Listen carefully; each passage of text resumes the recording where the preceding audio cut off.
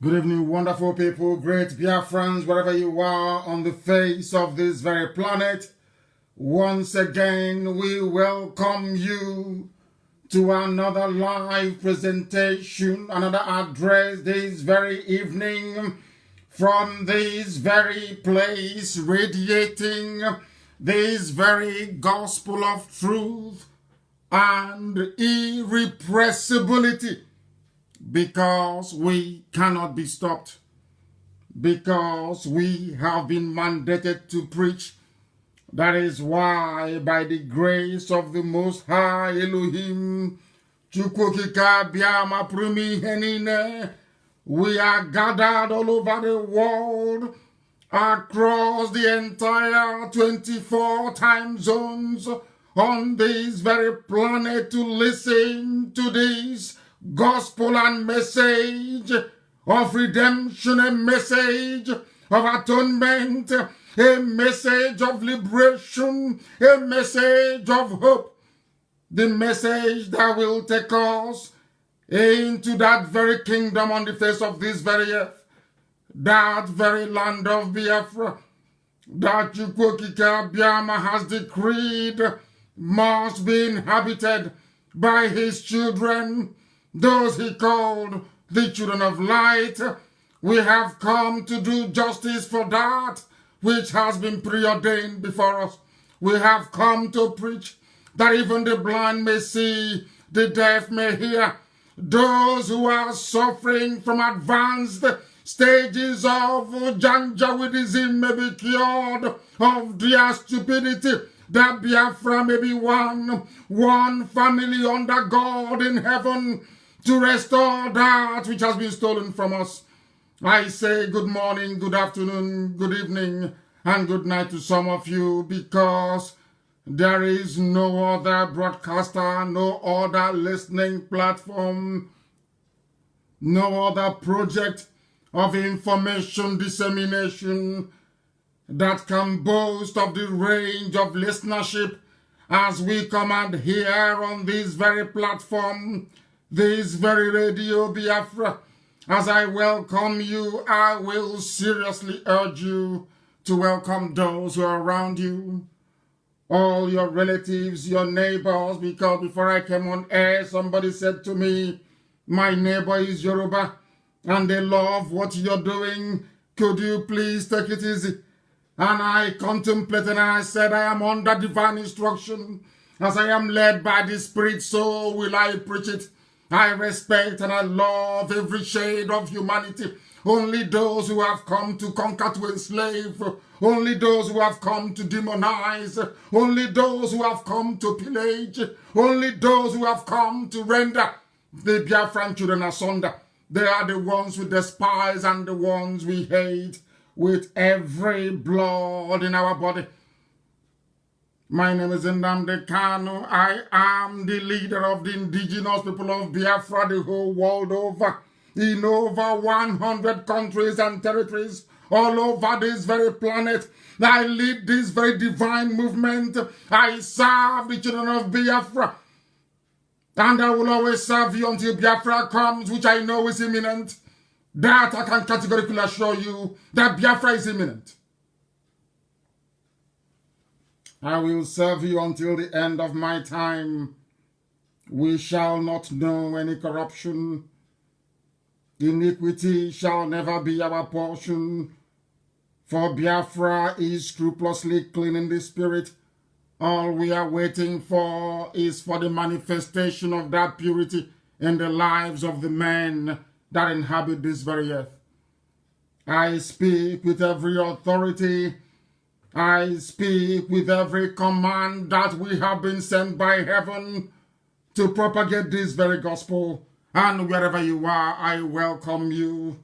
Bring your pen and your paper, and as I cheekily announced before I came on air, I said, if you're Janjaweed or Alemajiri, try and bring your chalk and your slate with you, because as we dissect and digest very complicated and very diverse range of information, I would expect you to start memorizing your ABCD to Z before you can join us. because your level of understanding needs to grow exponentially for you to benefit from the enlightenment and the revelations that are accompanying this very message this evening. We must pray, but before I do so, I must remind each and every one of you that we are live, of course, on my page, Nnamdi Kanu, the authentic one, I hasten to add, with I think about 400,000 followers, which is nothing, it's a drop in the ocean. We are suffering very serious sabotage and efforts to undermine this very project of Biafra restoration by the powers that be, but they cannot stop us. We are on Radio Biafra app. We are covering at least 70% of Biafra land on FM. We are on satellite. Radio Biafra can be received on a plethora of apps. Please, I want that advertised extensively. We have come that freedom may prevail in the lives of those who are suffering in the zoo. We have come that the will of God Almighty in heaven may prevail in the lives of those that He blessed and bequeathed the land of Biafra to. We must pray this very week. Remember those who have gone before us, those who fought, because I have to be grammatically exact, those who fought and died for us, those who sacrificed their lives that we may live, those who made it possible for this very brave and unrelenting generation to preach the gospel of restoration. And I will pray in the language of heaven. As I have always said, Roman Catholicism, the church of the body of Christ, when it came, it was in Greece. And then after that, it was in Greek, I should say. And after that, it moved on to Latin. But the language of heaven is Igbo language, the language of the ancients, and that is how we acknowledge the presence of Elohim in our lives, and we must ask the Lord of hosts. Some people pray and they refer to Elohim as the host of heaven, and I say to them, no, the hosts of heaven are plentiful. There is only one God, one indivisible God, ever living, never changing. He is the Lord of all the hosts of heaven. And this evening we must adore Him. We must praise Him. Onye nwanyị na Chineke na nke pụrụ m ihe niile. Onye ihe niile o kere eke na-erubere isi.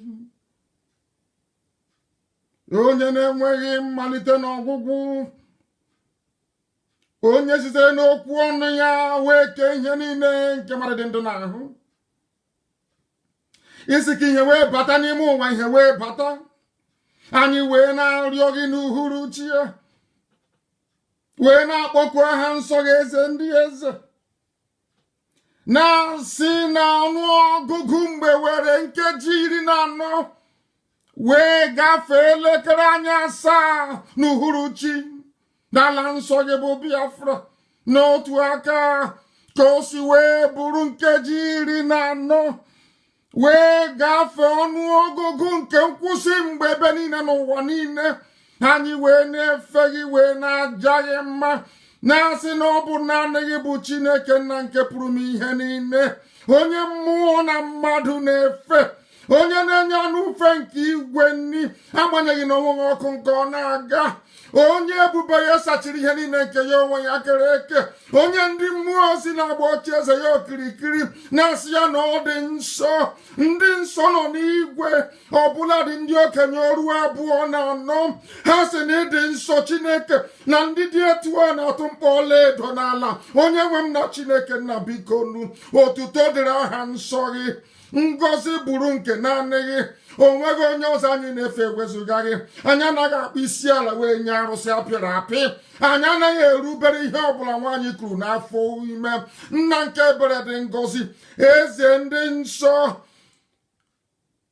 nwanne otu onye, Chineke nna nke ụmụ ogbenye, onye si ebe ikpofu ahịhịa wee kpọlite nwa ogbenye, wee gọzie anyị n'ụzọ pụrụ iche, wee tee anyị mmanụ, wee bulie mpi anyị elu bụ ụmụ ya bụ ndị IPOB n'ụwa niile, wee kasịcha nke ndị ọbụla, n'ihi na ị hụrụ eziokwu n'ime anyị. Nna nke ebere dị ngọzi, anyị na-asị nna nke igwe, ọ bụrụ site na amaghị ama, ọ bụrụ site n'ikwu ihe ọnụ, ọ bụ site n'echiche nke anyị onwe anyị na-apụghị ịrọpụta n'ime nke anyị, ọ bụ site n'aka ajọ ihe maọbụ ajọ mmụọ maọbụ ajọ mmadụ, anyị wee na-arịọ gị onye kachasị ihe niile elu, biko n'otuto niile na nsọpụrụ niile na ịja mma niile n'ịkpụ isi ala niile dịrị aha nsọ gị, onye kere eluigwe maka elu ụwa, site n'ebighị ebi ma ruo n'ebighị ebi ka anyị na-arịọ gị.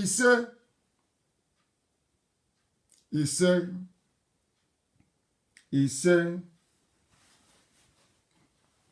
We have called upon Elohim the way the ancients will do, with kola nut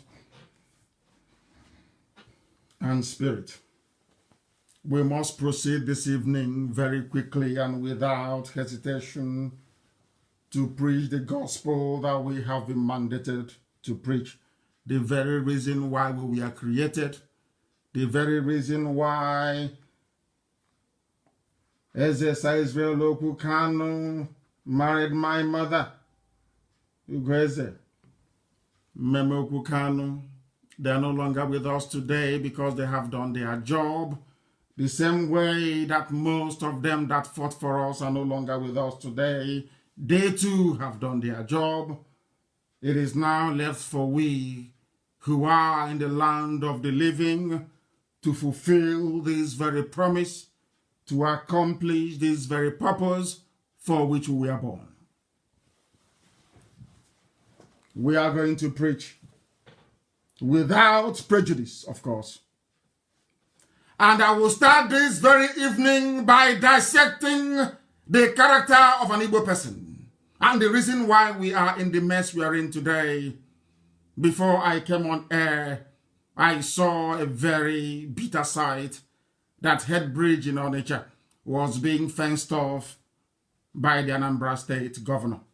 Ill-advisedly, I must say, because you are fencing off Anambra from your relatives in Ahaba, in Anioma, in Aniocha, as it used to be called. You are fencing off your people from Enugu. You are fencing off your people from Imo. We got to where we are today due to complacency, due to the greed of an Igbo man, due to our selfishness, due to our crippling and debilitating individualism. We are where we are today because of lack of foresightedness, because of our wickedness. That very gate, that very barrier should be built in Iwanke. That very barrier should be built at the entrance into Biafra land in Idoma and in Igede. It should be built in Ogoja, not for Anambra State to fence itself in. As I told you, you listen to the Janjaweed, they have given you a new identity. Before we had Anambra and Enugu, there was only one Anambra. What could have happened then? There is need for all the governors to coordinate their effort and treat the entire Biafra land as one unit, not all these sub-units created for us by the Janjaweed from the Sahel. That is something that those who are close to Obiano must advise him. That it is preferable for us to see all the governors working together and securing the entire borders of Biafra land. Because if we stop them in Lower Benue, they cannot come into Anambra. If we stop them in Iwanke, Oshomole cannot allow them to pass through Bini and come into Biafra land. That is called foresightedness to be able to anticipate, to have a reasonable sense of judgment. But they don't see very far. All they are bothered about is to loot. All they are bothered about is to serve their masters, their Janjaweed masters in the north. And the resultant effect is a very warped way of thinking and a badly executed policy. And those barriers must come down. Those barriers should be erected at the borders of Biafra land to allow people to mingle, to travel, to interact seamlessly in Biafra land. Very, very critical and very crucial. The truth is that Igbo people do not plan or think ahead. Only when it is marriage, when they want to contest for political office, or when they are expecting a container from abroad. I am saying this because I can see the effort that Professor Ejiofor is making of WIC in America to try to get our people to reason properly. He is fighting a battle, and it appears to be a losing battle, very sadly, because we never ever plan ahead as a people, and this is the consequences. There is a saying in Igbo land where we come from, some of us come from, not all of us, because Biafra stretches far and beyond the boundaries of Igbo land, albeit that we are one people but different tongues as the centuries have gone on.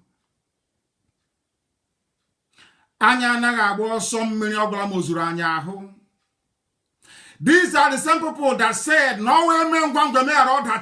if you plan ahead, you avoid every pitfall. The warnings kept coming that a disaster was about to unfold in our land. Every prophet said it.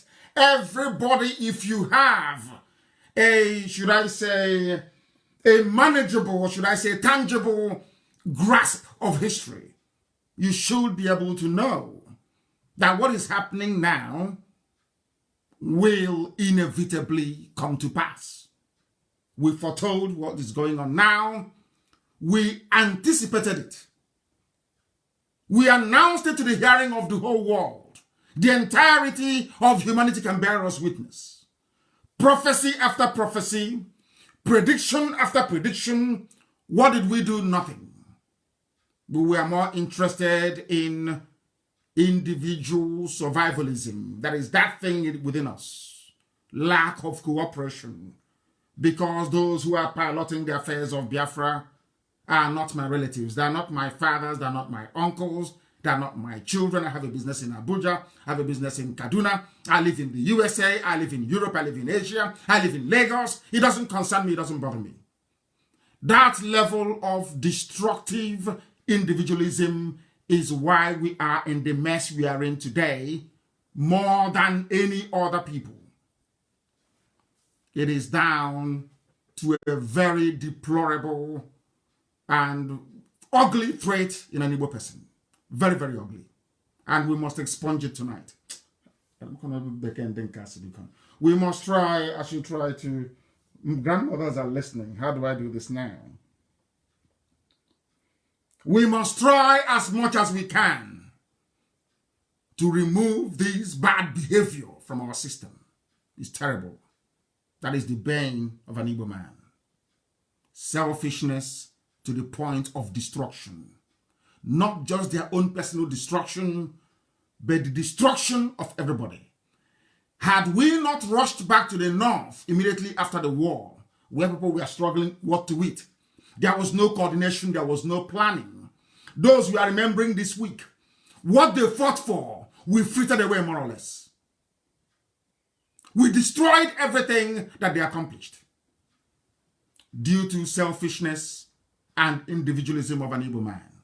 The same thing that made it impossible after the war for some elders to rise up and go into Ibibio land, go into Ijo land, ask brothers and sisters to reconcile, knowing fully well the plan of the Fulani.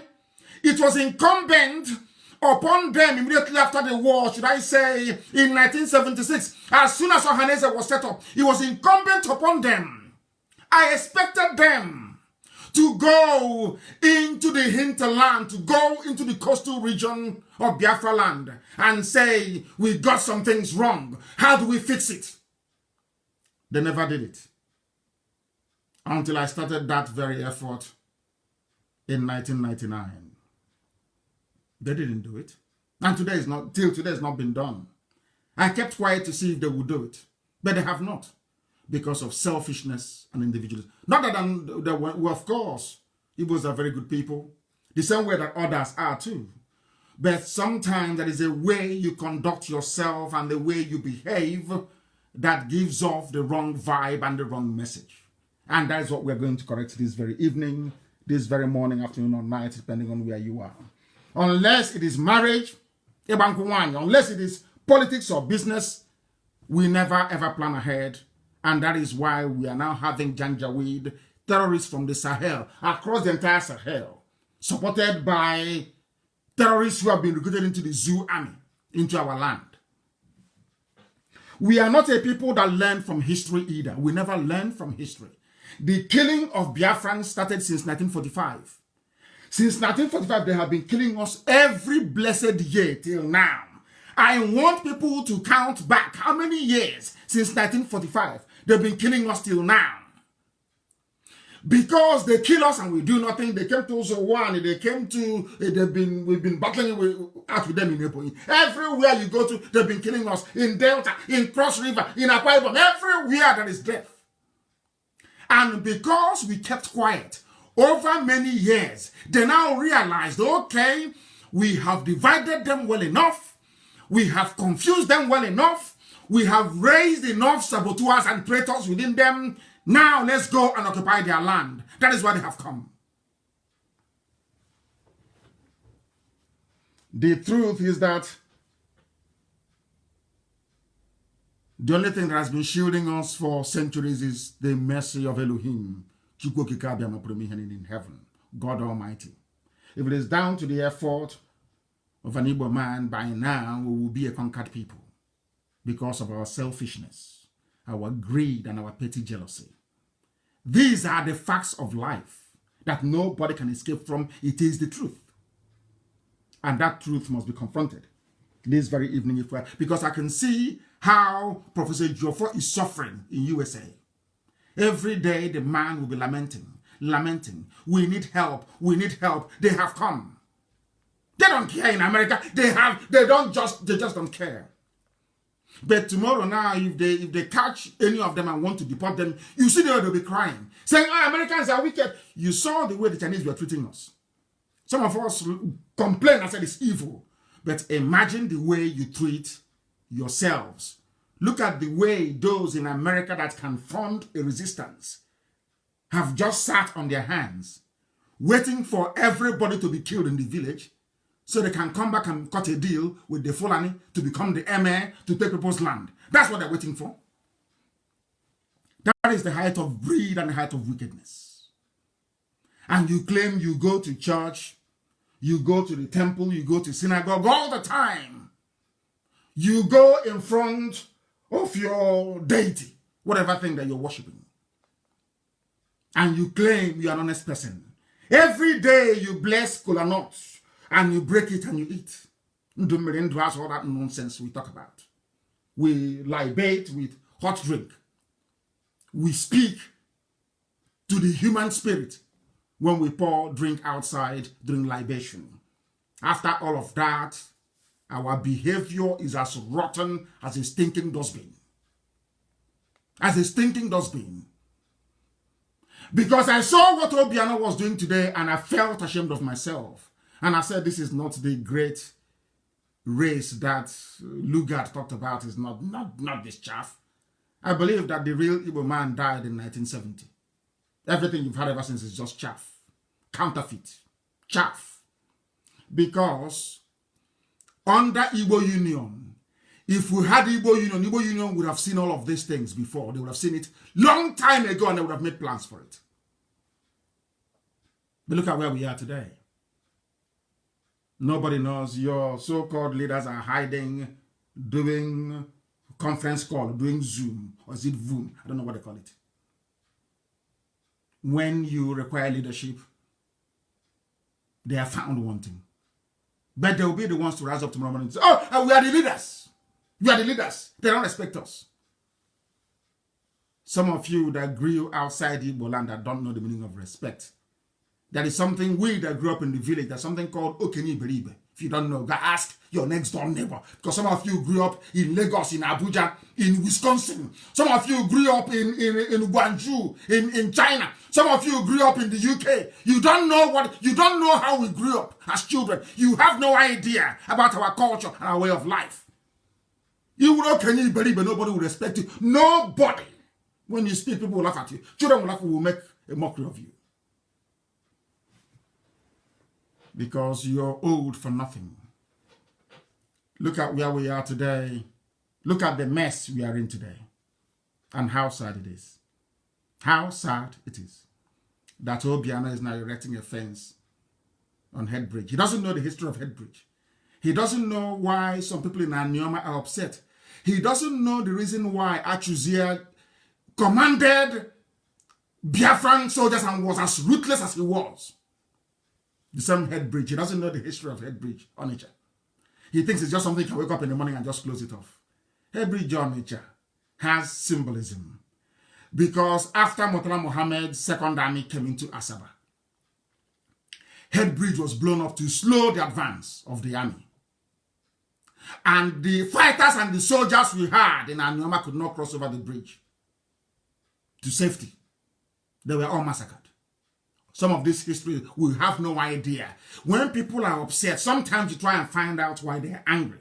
I saw a video, a very distressing video, where people, our own flesh and blood in Iguacha, after the war, said that Igbos shouldn't come back to Iguacha.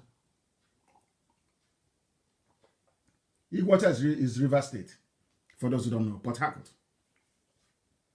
And I was reflecting and pondering, why would this man say this? But he's an evil man. After all, some of people they have no idea about their history. There is a place in Iguacha called Omadaolu. There is nowhere in the entire Igbo land that a village takes after a daughter. These were the descendants of a woman taken from Arochukwu to be sold as a slave. And slavery was abolished. And she stayed there. She was the only daughter. All of her siblings were sold as slaves. We sold them. That is part of the reason why God is angry with us. If you go to some places in Biafra land, they will tell you, we don't want anything to do with Arochukwu people. They will tell you that. You don't know the reason why. Because of slavery. Because of slavery, if you don't know, let me tell you. Some people despised it. This family was taken, everybody was sold, remaining one daughter, and slavery was abolished. That village became Omadaolu, the children of the only surviving daughter, the only place in the entire length and breadth of Igbo land where people are named after a woman. You ask yourself, why are people angry and upset with you? Why? Because of this same thing that is happening to us now. Selfishness and individualism. We were in Iguacha. Those that came from old Anambra will take those that come from Anambra and take care of them. Those from Imo will do the same all over the place. We never encouraged our own people who are in Ikwere, who are our flesh and blood, taken as slaves. Go and ask them if you know history, you know what I'm talking about. Most of the settlements in Ikwere land are slaves who were there and slavery was abolished. If you don't know, let me tell you. Go and check your history very well. The white man came and had slave merchants across the coast who started selling people. Igbo people started to sell their own people. Before the white man came from Europe, we were selling to the Jukuns. There's a place in Enugu, if you don't know, the market is still there. Ayabagbo is still there. Some of you never read Domenoko. Go and read it very well. It's very clean and clear. We sold our own people. So God's anger has been with us from time. God, not the fact that we worship idol, not the fact that we bow before a graven image. God's anger has been with us from time. Why I'm touching all these things is to tell us that our behavior is very bad, especially at this time. Our land is under siege. How can you be saying to people you should be consulted? Who are you, Wonye? To consult you. Janjaweed is in your father's compound. You have no shame. You name your children Ahamefula, but your names are lost. Because all of you in America, your children, they will marry Latinos. They will marry Mexicans. Let me see how you bring them home. I'm giving you only 2 more generations. You'll be wiped away from the face of the earth. Your compound in the village will close down. You're finished. Selfishness. And the Joffa is suffering, running all over the place. I don't talk about IPOB. Because we have what it takes to defend ourselves. But we can't defend every village. We can't defend every village. It's not possible. Every year we remember those that died. Every year. After 50 good years, not one monument, not one proper monument you can look at and say, oh, wow. The one I tried to build in Enugu was really knocked it down with his thugs. Because he was afraid of all the atrocities he's committed with Biafra, and thinking once this senator stands, he will die. All of you were there and you kept quiet. Of course, when the time comes, he will pay very dearly for it. Doesn't he know that? Of course, you pay for it. He will pay very dearly for it. It is that your selfishness that is driving you now. They have come in. Some of you, is it answer to the Anambra State Association in America? Can you not reason and ask yourself, why is Headbridge being closed? And what can we do to save our people? You can't do it. Tomorrow you say you're in America. Tomorrow you go and say, you'll be preaching rubbish, democracy, how to be nice to one another, how to be good and all that nonsense.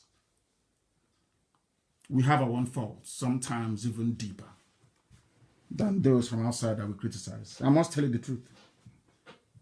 Elohim is waiting in heaven and watching to see what this generation of selfish Igbo people will do. I concentrate on Igbo this very evening, this very first segment.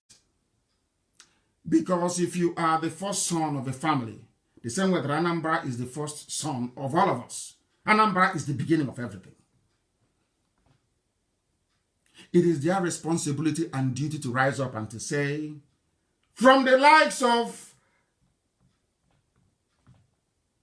Adama of Umri. These are the kingmakers. Men of honor and integrity. Men of honor and integrity. These are the men that I respect. They have no respect for elders. But I respect the Adama, I respect him.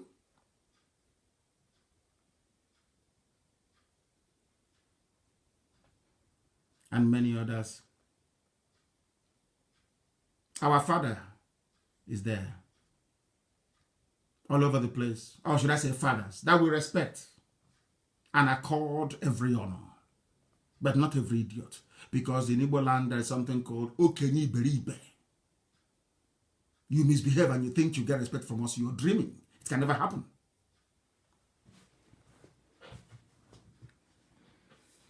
People are not cooperating. The same thing happened in Africa. That was why only 5,000 men took over the whole of Africa.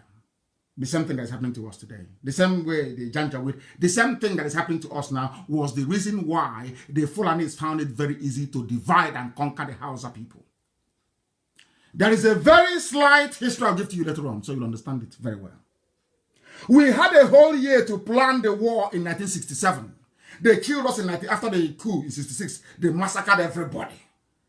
Who planned the coup? Those planning to keep Nigeria one. The same idiots we have today.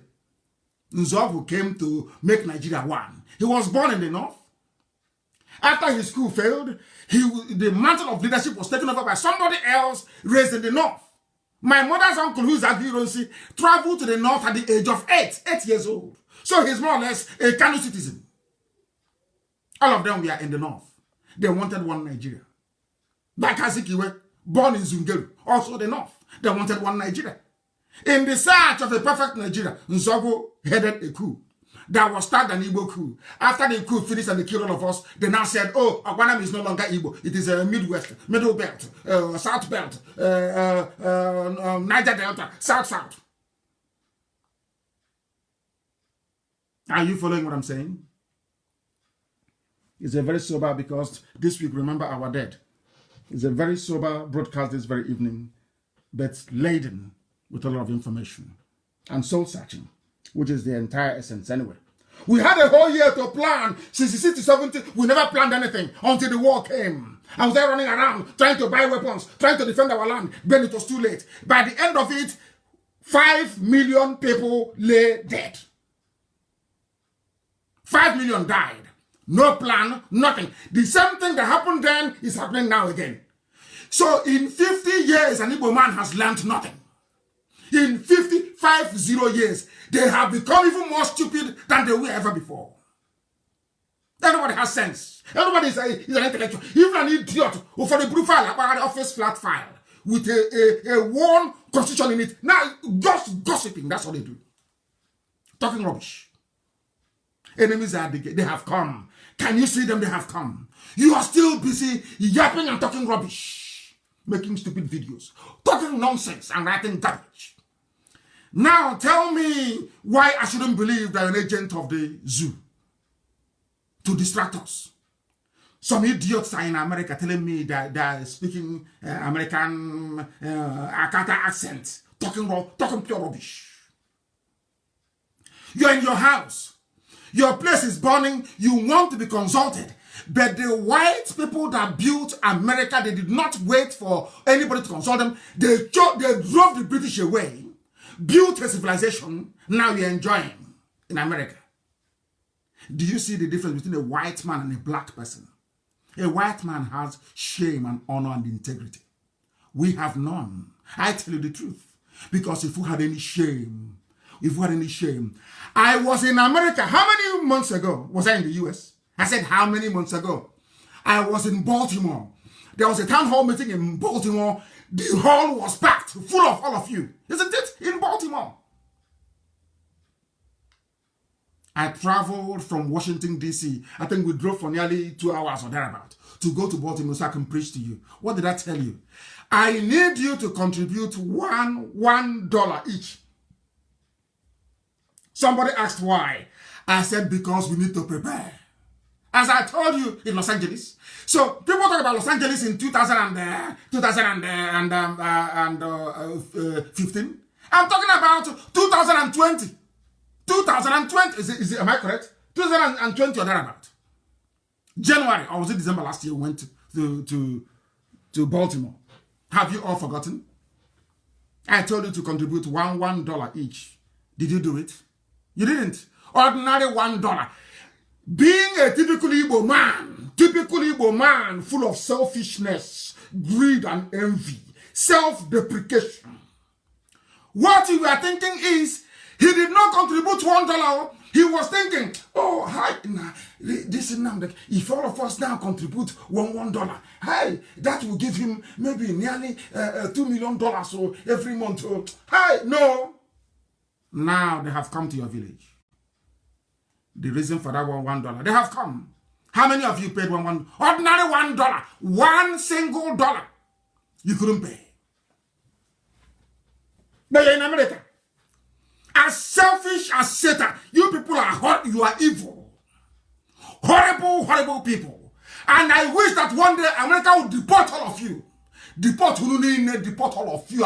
I'm telling you, I wish America can deport. You people are evil. Obiano is building gates at Head Bridge. Some of you are sharing it on social media. But you're in America. You don't know why God sent you there? Look at Eritrea. It was Eritreans in the diaspora that saved their country. You don't know that before? You don't know that is your job? You don't know that was why you went to the USA? You have no idea? Because you're not prayerful. None of you go to useless Pentecostal churches. You are not spiritual. You are not in the spirit. If you are, you would have known the reason why Elohim sent you to America. The reason why you went to Europe. Some of you think it's to feed your family. Love from your mother, your father, and your children come naturally from your siblings. The greatest love in life is the love you have for your nation. That is why people die under a flag. The love you have for your nation, for your people, is the greatest love ever. Not for your wife, not for your child. The greatest love is the love you have for your nation. And your willingness to sacrifice anything to keep your nation progressive. Not like the zoo. We can't do it. We're intellectuals, so. All of you were there, Morrissey, who developed a drug for COVID-19. I've been watching all of them. They never said anything. He was ignored. Janjaweed went all the way to Madagascar to go and bring drugs. Nobody complained, as usual. Only IPOB. Only Nnamdi Kanu complained. And then, was it BBC, was it channels that ran and interviewed him? And then after that, what? Nothing. You never learn. Every blessed day, Fulani Janjaweed is telling you, we are against you, we hate you. Every day they show it in their words, in their action, that they have brought war to us. And some idiots in America, they want us to buy palm wine and coconut and call a meeting and break it and do this rubbish they do every day. Elohim will give us Biafra. What we will do to some of you in America, believe you me, you know me, I say my own things fresh, clean, and live. So your envy can increase 10,000 times. Your jealousy can multiply. Now, Biafra will come. What we will do to you people in America, Americans will be wondering, are you sure you're from that place? Because you people are evil. You people are wicked. Very, very wicked. Beyond belief. Come on, $1. So you don't know. So in America, you don't pay tax? In America, to defend America? So you think when America comes out with a stealth bomber, it fell from heaven? You don't know it is years of research and development. You're not aware of that. I thought you guys went to school. I thought you went to school and you're educated.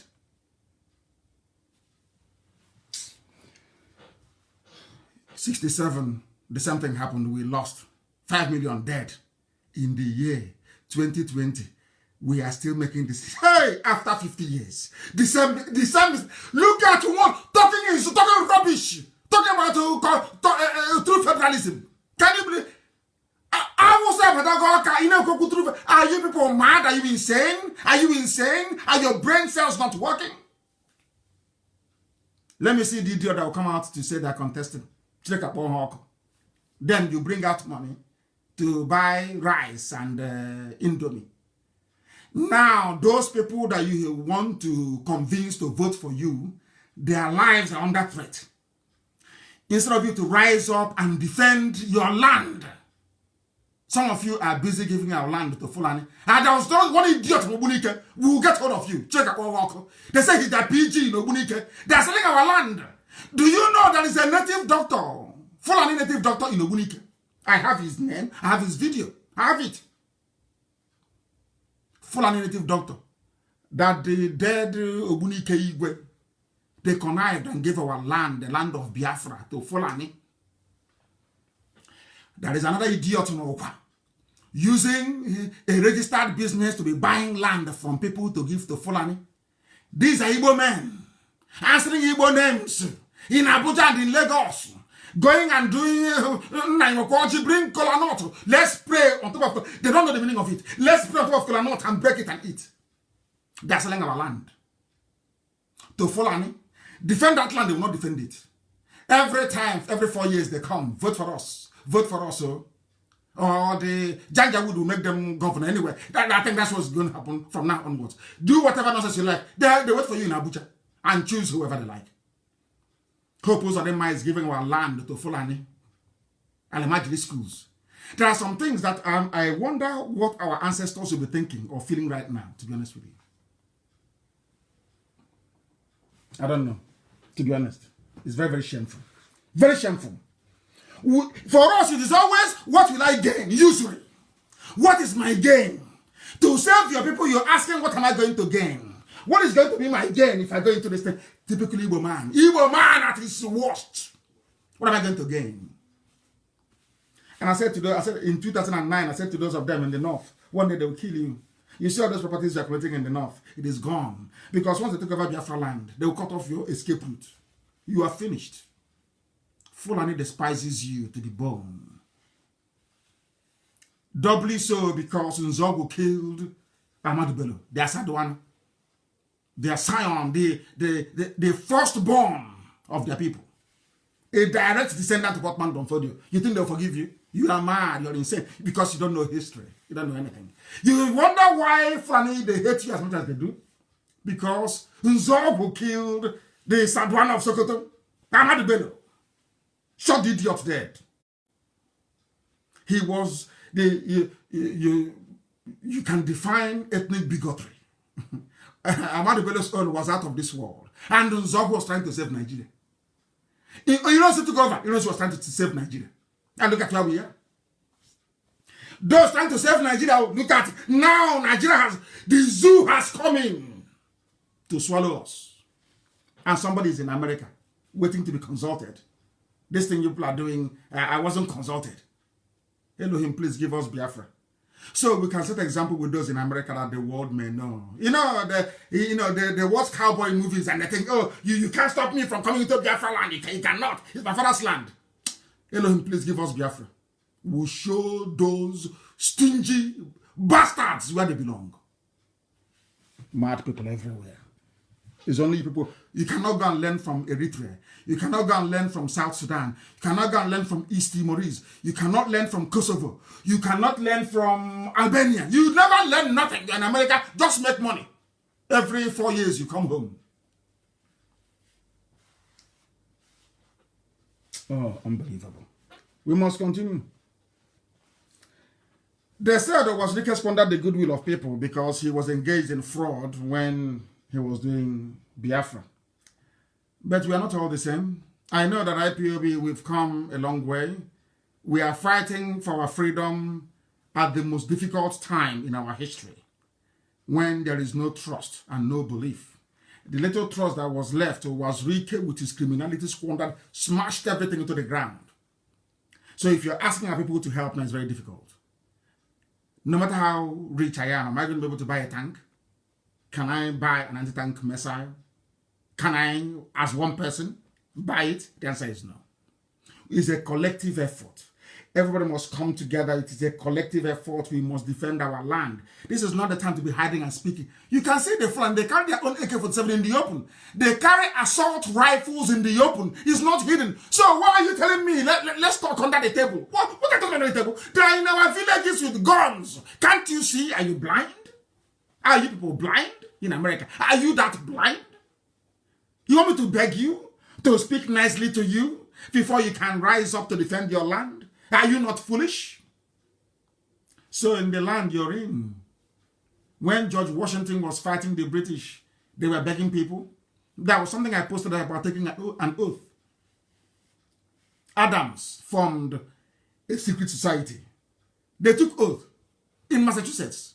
You know what their job was? To kill saboteurs. Every Sabo, if you're not with them, they kill you. That America you're enjoying it, that Massachusetts you're in now, driving your Lincoln Navigator, your big Jeep. That was how they managed to get rid of the enemy and build a civilization that the whole world is proud of. But you're in America, you learn nothing. This week, remember those who sacrificed their lives that we may live. There will be no movement on the 30th of May until at least 12 noon. There will be a candlelight procession. There will be fasting and prayers. We are going to read from Psalm 1 to Psalm 150. Prayer and fasting for 4 days, representing 4 market days, starting from the 27, 28, 29, and ending that very fasting and prayer exactly 12 midday on 30th. I remember what our sister wrote. Her name is Mercy Carlo, because when I quote people, I must give them credit for it. She wrote this very brilliant piece. She wrote about trust and test, trials, temptation, and how fire purifies gold. He said, these words are for men who have proven themselves worthy. Such men, this is from a woman. You know, that's why I said that Biafra is a motherland. It's our women that can give us, should I say, they represent our moral compass as we navigate this very difficult terrain of freedom and emancipation. Let me read to you what a woman wrote. Such men don't listen to gossips. Such men are not distracted by illusions. And such men don't settle for less. We don't settle for less. Outright victory.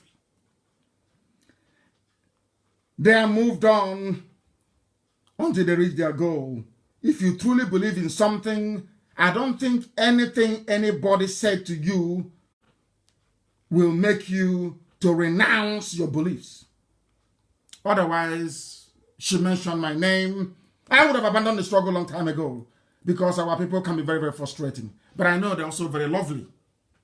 It takes them time to believe in you. But once they do, once they do, once they do, there's no going back. So in a way, it's also an advantage. Maybe Americans are testing us to see how strong we are. If you know them, go and tell them that we're very strong. We are not moving. Our goal is Biafra. Our goal is not to own a car or to live in a mansion. Our goal is to simply to go and get Biafra. And then after that, I'll retire and go and see if enjoyment is possible because I have suffered enough. I'm telling you. You can never see a Christian or a Muslim renouncing their membership of their faith. Even if you insult Muslims or Christians, it makes them to become harder in their belief. If you kill Christians, you get many more converts. It's only in our own that people don't know that Biafra is a religion. The more you persecute us, the more hardcore we become. The more hardened our core becomes. It's only the flimsy ones. After 2-3 days, they run away. Oh, they give excuses. Oh, I was insulted. I don't like the way they insult you. But I'll imagine it's killing you. They're in your village. And you're still championing one Nigeria. You say somebody insulted you, and because of that, you can't do Biafra anymore. But I'll imagine it's in your village. They've been killing you since 1945. And you're still a Nigerian. They were killing. St. Peter was crucified upside down in Rome. Some were thrown into drums of boiling oil. Cauldron of oil in Rome. Where you have St. Peter's Basilica. Peter was crucified in Rome. Did that stop you from attending Roman Catholic Church? I'm just asking. You claim you were insulted. Peter was killed. Yeshua was killed. People were persecuted. It didn't stop them. It didn't stop them. I can't be giving all these flimsy, useless, foolish excuses all the time. Before COVID-19, I was begging in America. $1 each, they said no. $1. They said no. In that account in America, do you know what they have contributed till now? $37,000 only. You know me, I don't hide anything. $37,000, that's what's in the account. But if you have, hey, they're collecting money. They gave the, hey, Chineke, they gave the money, oh, they are rich, oh, they have money. Only that, for how many months now? And the money is still there. How many rocket launchers can that buy you? Because you know, once we defeat them on the ground, the next thing you will see Al-Majri do, they will take to aircraft. Britain will give them aircraft to come and start bombing us. You don't know that? That we need missiles that can bring down aircrafts. Don't you know that? You don't know that's what they're going to do? Do you know when they came to my house on the 14th of September, Nigerian army came with 2 bombers, jet bomber 2 attack helicopters, and a squadron that to attack my home. A civilian, I had nothing, not even catapult. They came to with 2. What they wanted to do is let my men kill any of them. They would have bombed my village. Exactly what Obasanjo did to Odi. That's what I wanted to do in my village. You don't know that? So you don't know? That any contingency you're making has to include making sure that we neutralize Nigeria's air power. You don't know that? You don't know the bomb places? You don't know? Okay, let any day they start and you retaliate. You see what will happen to you. They will send Air Force jets to come and bomb everywhere. That's what they do. You don't know that? That's what they're waiting for. They have bribed Britain, the British High Commissioner. Her bag is full of cash. The US ambassador, her bag is full of cash. They have made money. Do you think all these things happening in the zoo that they are telling their countries? Of course not. Of course not. They're not telling them. Do you think all this Janjaweed moving to Biafra land that the British High Commissioner is telling Boris Johnson? No, she is not. She is not. Do you think those in Australia are telling their people? Of course not. That, there was a few skirmish, Heather and they're fighting for access to water to feed their cattle. Let's see what we can do to make sure that they go into mechanized farming. That's what they're telling them. Oh, some of you, hey, Chineke. So some of you actually think that the British High Commissioner in Abuja have written a dispatch to London to say that terrorists are moving to the south. Is that what you think? Hey, people are dreaming. We are on our own. We are on our own. A government cannot act unless they get the intel on the ground. Is Trump going to trust me or trust his ambassador in Nigeria? I'm asking you a simple question. I'm not an American. Is Trump going to trust me or trust his ambassador in Nigeria? You know the answer to that. And that ambassador is saying, oh, there's nothing wrong. It's just a bit of COVID-19 here and there. They're just moving south. Oh, don't worry, everything is okay. And Janjaweed are coming to kill us.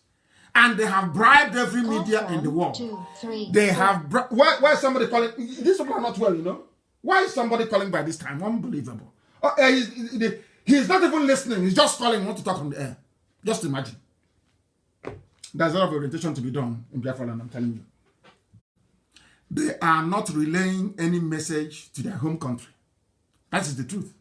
Before heaven and earth, that is the truth. You must understand that they have started the killing. Some of you don't know, but the killing has actually started.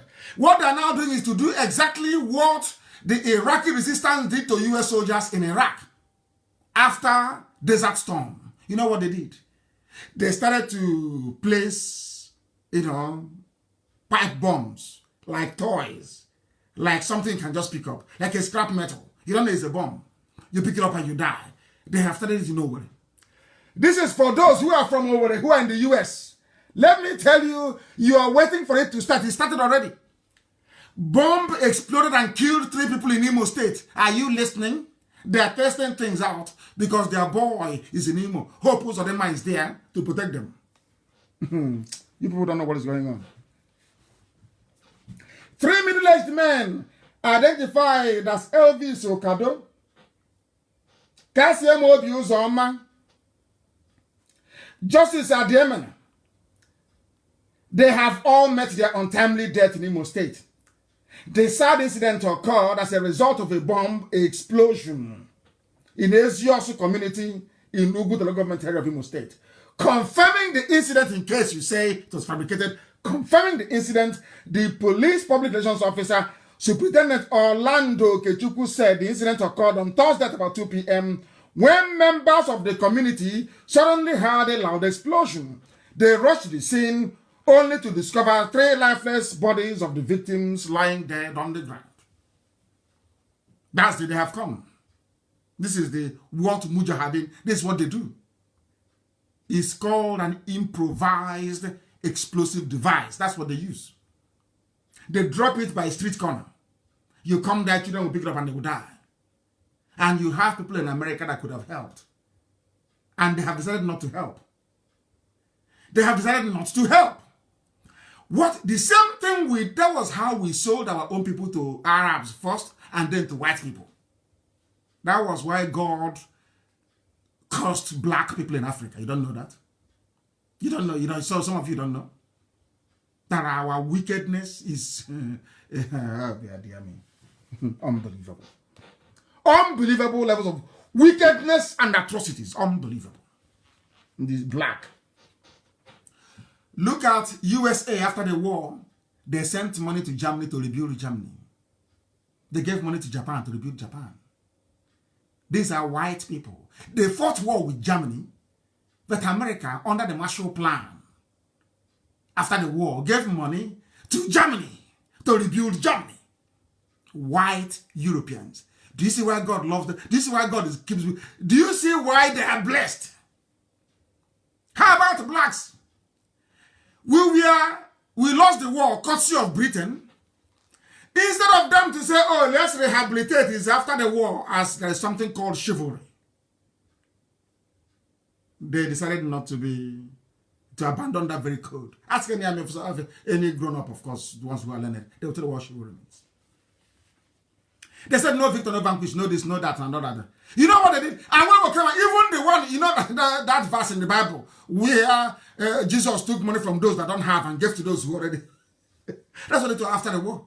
The little we had in Germany after the World War, Second World War in Germany, everywhere was rebuilt with American money. They destroyed our land. The thing that gives money to the zoo, Nigeria, comes from our land. They now came, they open your mother's purse or your grandmother's purse in the bank and take whatever is left there. And some people wake up in the morning and say they are Nigerians. Unbelievable. Things are happening if you don't know. Things are happening everywhere. There was a news that broke this evening before we came on air. There is a group now accusing the Janjaweed, the Fulani, Al-Majiri, that they are the ones aiding jihadist genocide going on as we are occupied with Biafra land. You people don't know what's happening in Kaduna. Church Abasala. In Kaduna, there is wholesale slaughter. In Kaduna, Kaduna Christians are being massacred and decimated as we speak. Are you aware of that? No, you're doing one Nigeria. You're fighting for APC and one Nigeria. Christians in southern Kaduna are finished. They have the news broke this evening. Let me tell you the people that announced it. It is the Southeast-based Coalition on Human Rights and Democracy Organization, SBCHRO. SBCHRO. They said they have alerted the world, including Western democracies where people have human feelings. You know, no matter how bad a white man is, at the end of the day, at least they have a little bit of feelings. Unlike blacks. What they are saying is that they have told the world that indigenous Christian communities, Hausa Christian communities in southern Kaduna, in 7 local government councils, hey, they are being slaughtered. People are dying in Kaduna. People are being slaughtered in Kaduna like chicken. They have alerted the world because you don't have a country. There is no country. Nothing is happening. This is what those in America are praying for. You know that land they're eyeing in the village. Some of them want a piece of land in the village. They're eyeing it. They are now waiting and saying, oh, have the killing started? He's in Minnesota asking, oh, has the killing started in Olo? I want to, let me know when it started. That farm belonging to Mrs. Mr. Okereke's wife. Let me see if she's dead, so I can come back and claim it because it's in the family. A black man in America, a black man, an Igbo man in America, is praying that the Fulanis will come and kill us, so he will come back and claim the land belonging to the uncle's wife. Unbelievable. Unbelievable. Some of you don't know what is happening. Go into our towns and our villages and see what is going on. Go to Oka and have a look. Our land is gone. What you are now seeing in our land is round moth of Fulani, round mud house, thatch house. In our land, that you will struggle to find a mud house, despite being stripped bare, more or less, after the war. We lost 5 million people. Those in America, it doesn't touch their heart, it doesn't touch their spirit. They are not moved. They are not moved. They want all of us dead. Go to Oka, you will see it.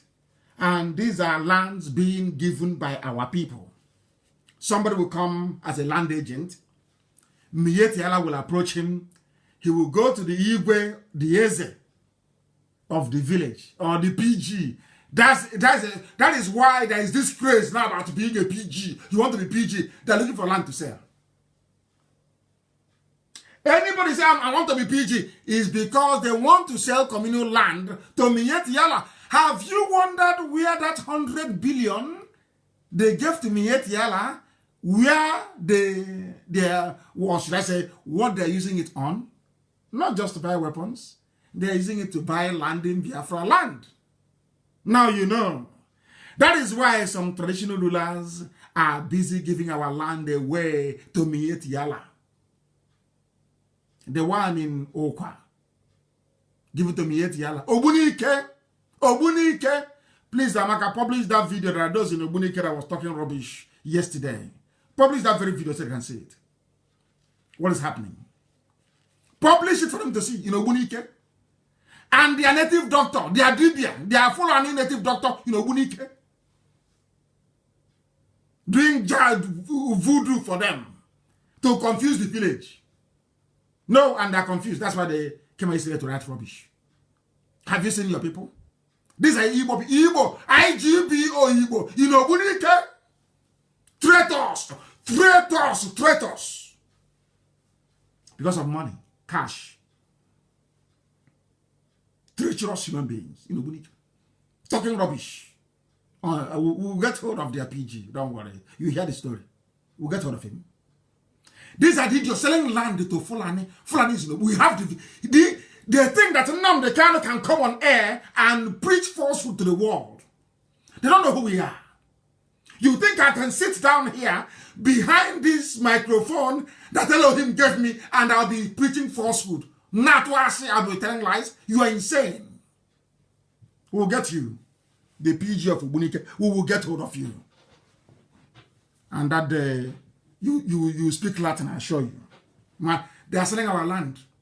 Selling our land to our own killers. This is the sense of an Igbo man. Selling the land of your ancestors to those who are going to kill you. Those that killed you in Kanu, killed you in Jos, killed you in Sokoto, killed you in Kafanchan, killed you you are giving land to them in Obunike. So you're smart. You're a smart guy. You are very smart. And now, Obunike is a mini Fulani emirate. They think we lie, as they do. The traditional ruler is now dead. And let us warn everybody, any traditional ruler, Eze, Igwe, whatever you call yourself, if you're found giving land to Fulani, if you're found anywhere, we are everywhere investigating. Any land we go to, we see Fulani, we will ask them, who put you here? Once they say it's the Igwe, they show us the receipt or the Eze of the land, you are finished. All of you writing nonsense. Oh, they don't respect. Write more now. You people are taking money to sell us. That's why we're in this mess today. Because had it was really been consistent, we wouldn't be here today. Would have been long gone. Inconsistency. I don't know what you people are doing with petty money. Chicken change. That can't change you. Nothing. What is this madness about owning a mansion and driving a car? What is that craze all about? What is that madness all about, I'm asking you? Why are you people so foolish? Transient things that are meaningless. A car and mansion. You want to have title. Because of that, you betray your nation. You betray your people. Unbelievable. Obunike is in council are denying that Obunike is no longer Fulani land, but it is. So they think that I can lie to them. The PG is in trouble of Obunike. These are criminals. They think they're smart. They want to bring their Lagos and Abuja 419 into Biafra land. You know, doing their mago. They sell the land. I have the video, and Maka showed them the video of Obunike. Them and their useless Fulani friends, Miet Yala Iraks. Because Loretta Onoche has her own in Asarok. I think Miet Yala have now even recruited people, answering Igbo names, going on Facebook and talking rubbish.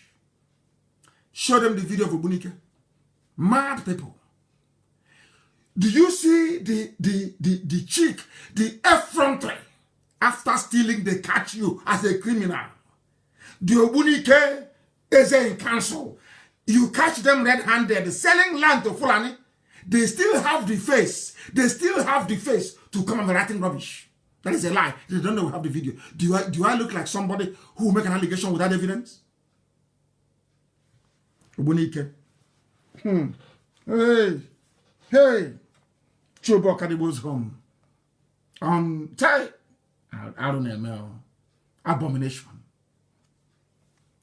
That is what you get when you have the likes of Nnamdi in charge.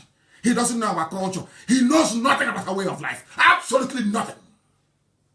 People are saying land to Fulani because they're all compromised. All of them are compromised. All of them. Compromised. And these are the elders one you want to respect. Hey, stupidity is a disease.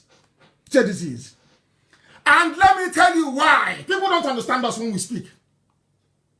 This evening, I want to prove to you that Nnamdi is in on this scam that is going on, selling our land to Fulani. You know us, we have evidence. Before I accuse anybody in my life, I have the incontrovertible proof. Incontrovertible. Never changes. These are the criminals. He's our leader. Oh, I defer to you, he's our leader. This man is a rogue. Oh no, Nnamdi is a criminal. I have the proof. Oh my goodness. Please, if you have it, you say, go online and check it. Ohaneze issued a statement about 9 months ago. You know, sometimes they say the internet never lies. You can just go and find anything you want. Igbo miscreants, that was what he called us then. Listen. That was when Fulani headsmen were killing people. It was so why. Everywhere, massacre everywhere. That was when the governor of Enugu State called us a rock and nobody picked his call. Because the Fulanis were on rampage. Fulanis were everywhere killing in. Go to Ebonyi and see what is going on now. Oh my goodness. Go, please publish that headline. Igbo miscreants hide under headsmen to kill innocent people. The Fulanis were innocent.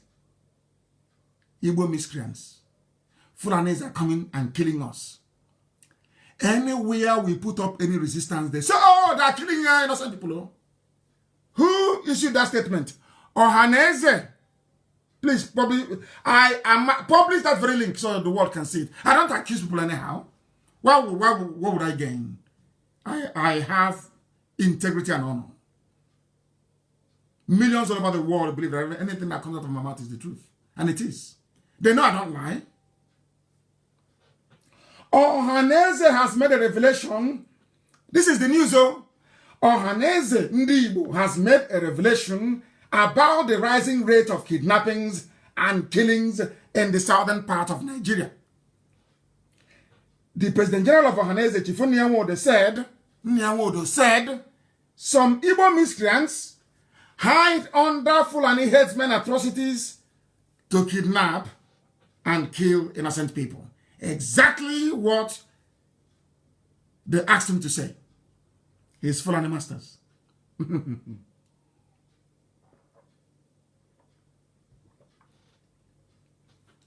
Listen, I say if I push you, I'll show you where to fall. Everything I tell you is the truth. The ceremony word.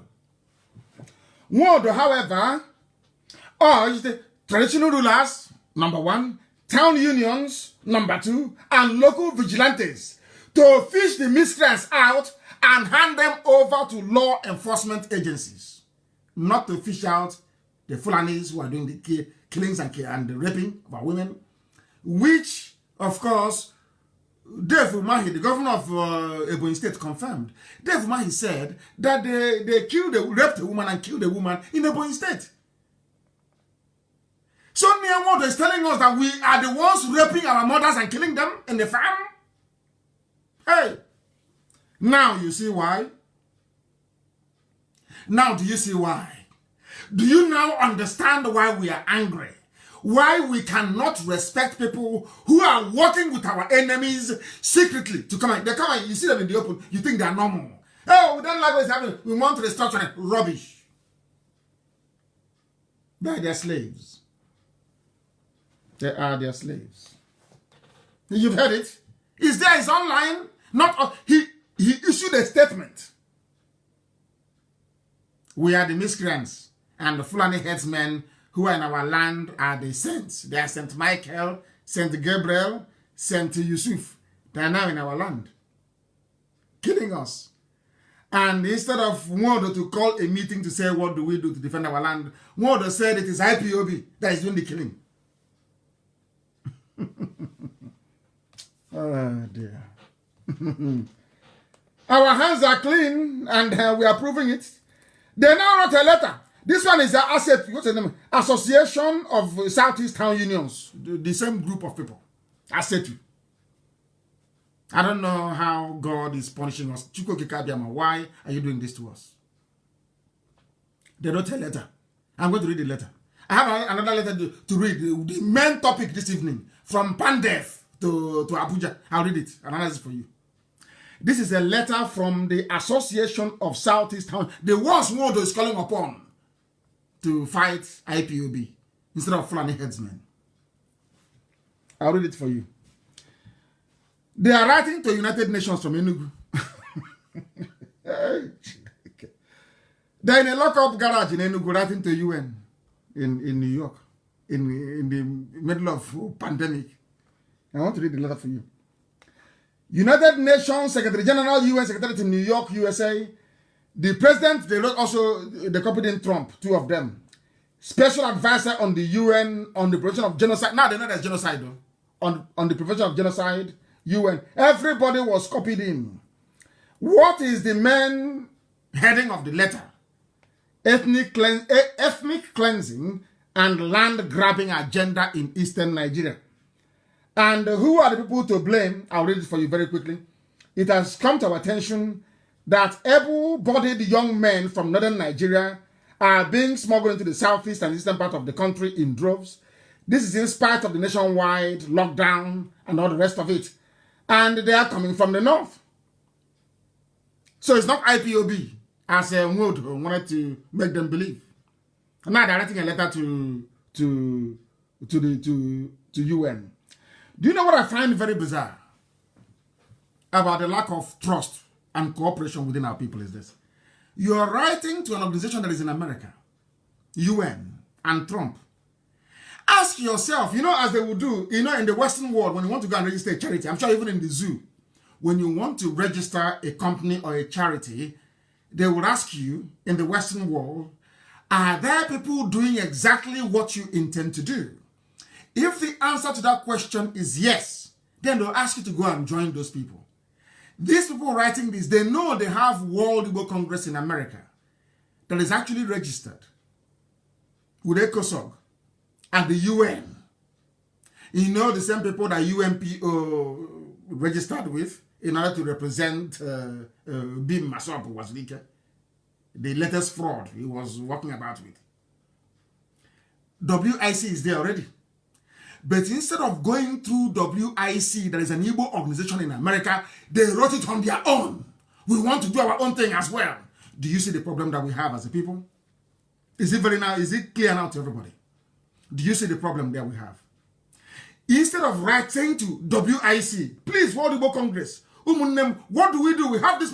Can we synergize? Can we cooperate? How can we do this together? No, everybody wants his name to be heard. They want to do their own. Who is ASETU now? Do you think that UN who is that ASETU? What is that supposed to mean? The letter did not come from Ohaneze. It came from ASETU. What is ASETU, I ask you? It means nothing.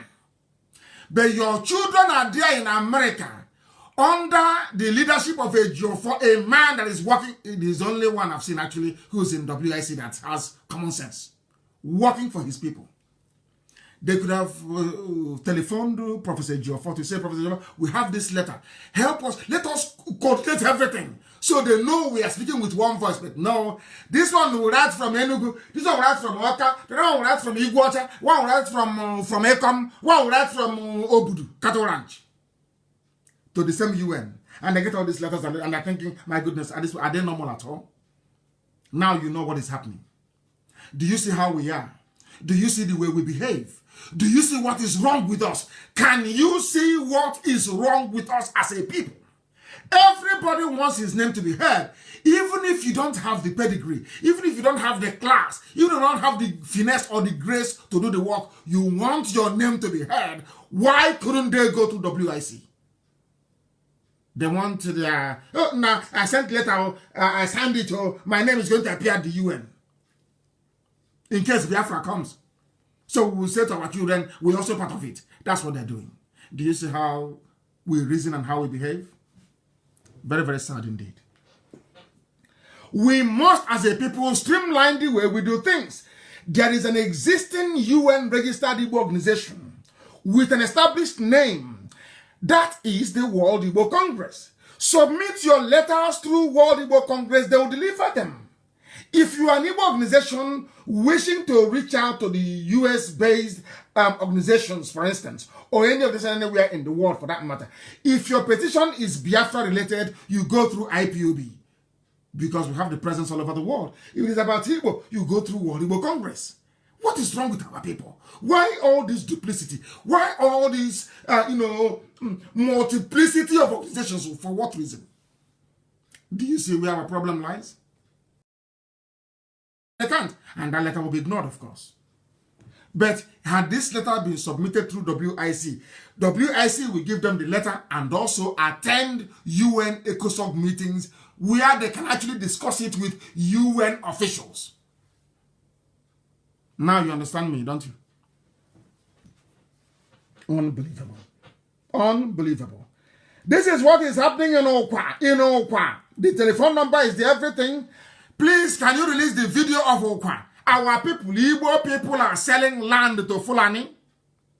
Obunike.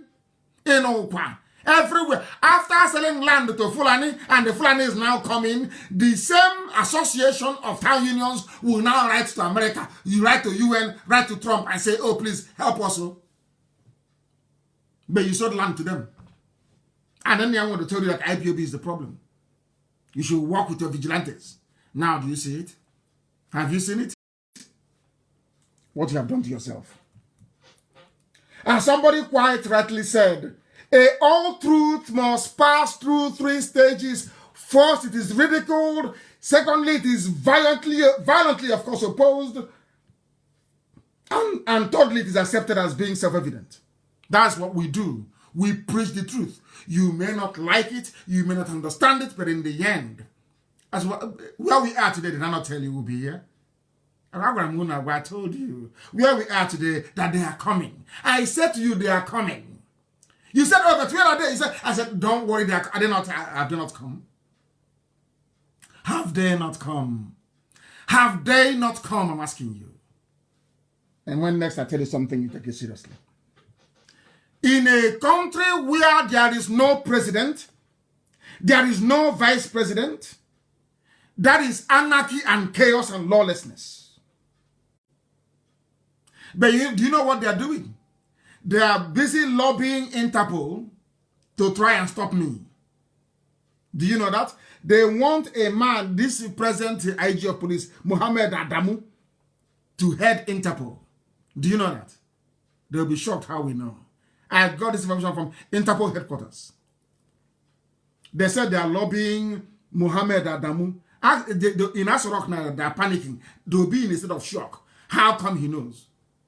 If I tell them what I know, I will tell them the day I'm waiting for COVID-19 to finish, the day I will do the mother of all exposés about how Buhari, I will tell, let me tell them something. Buhari had his kidney removed on the 2nd floor of that hospital. I don't want to give them the name.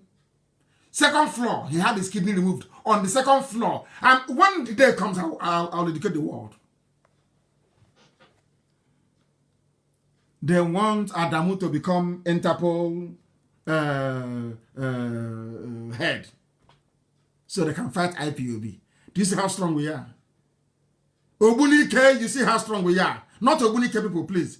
Your PG, that is a thief. Your PG is a rogue with your dead Igwe. Your dead Igwe is a traitor. He's a criminal. He's a rogue. The Igwe of Obunike is a criminal. He's an armed robber. And he's PG. And we'll deal with them. The PG, of course. I tell you what I'm going to do before I do it. We'll deal with you, and he knows we'll do so. The zoo has no president, no vice. They know it is... some of them have seen the 45-year-old boy that Aisha is now proudly parading everywhere with puffed cheeks. You can see it. That he's wearing a mask. Everybody can see it. And I'm asking you, when Buhari was alive, did Buhari take any picture with the wife? Up until the year December 2016, I challenge anybody, apart from his swearing in ceremony the first time, show me Aisha Buhari with the dead Buhari, show me the picture. You people, you don't reason. You have no brain, no faculty, no reason. You don't reason. The black and this UG, black people. I said, show me now. Now they are doing first family, or should I say fake family, not first family, but fake family. Show me the picture of the old dead Buhari. Show me the picture. Show me the picture, I'm asking you. And show me where. Show me where. Somebody wrote and said, traditional rulers are enticed with cows, money by headers. That 100 billion from Mietiala. That's where they reason to buy our ego. They bought the ego of Ubunike. Bought his PG. Maybe he changed a new car to maybe to Prado. He's talking rubbish. You're a thief. You think Nnamdi Kanu can be preaching to the whole world and preaching falsehood? Is that what you think? When I came on air, when they did the first broadcast, I told you that Abba Kyari was in Havana in Cuba. And I told you that Abba Kyari was brain dead. They put him on a life support machine. Any day they switch off the life support machine, he's dead. I told you live on air before they announced his death. I told you also, you don't reason. I told Alamajiri that thing in Asorok will never speak. That's what I told you. Didn't I say it live on air? I said, he will never speak. They said, but why? I said, I know. That thing there is not even Jubril. Jubril is in Havana. As Abba Kyari was living, the only thing that he was in is, give me Jubril. They gave him Jubril. He took to Cuba. Didn't I tell you? Did I not tell you? I said live on air, on this platform, this God-given platform, that thing in Asorok will never speak. That's what I said. Has he spoken? Has he spoken? Forget all the razzmatazz, Photoshop pictures. Has he spoken? They said he would speak, and I went to my Facebook page and I told them, I'm waiting. Let him talk.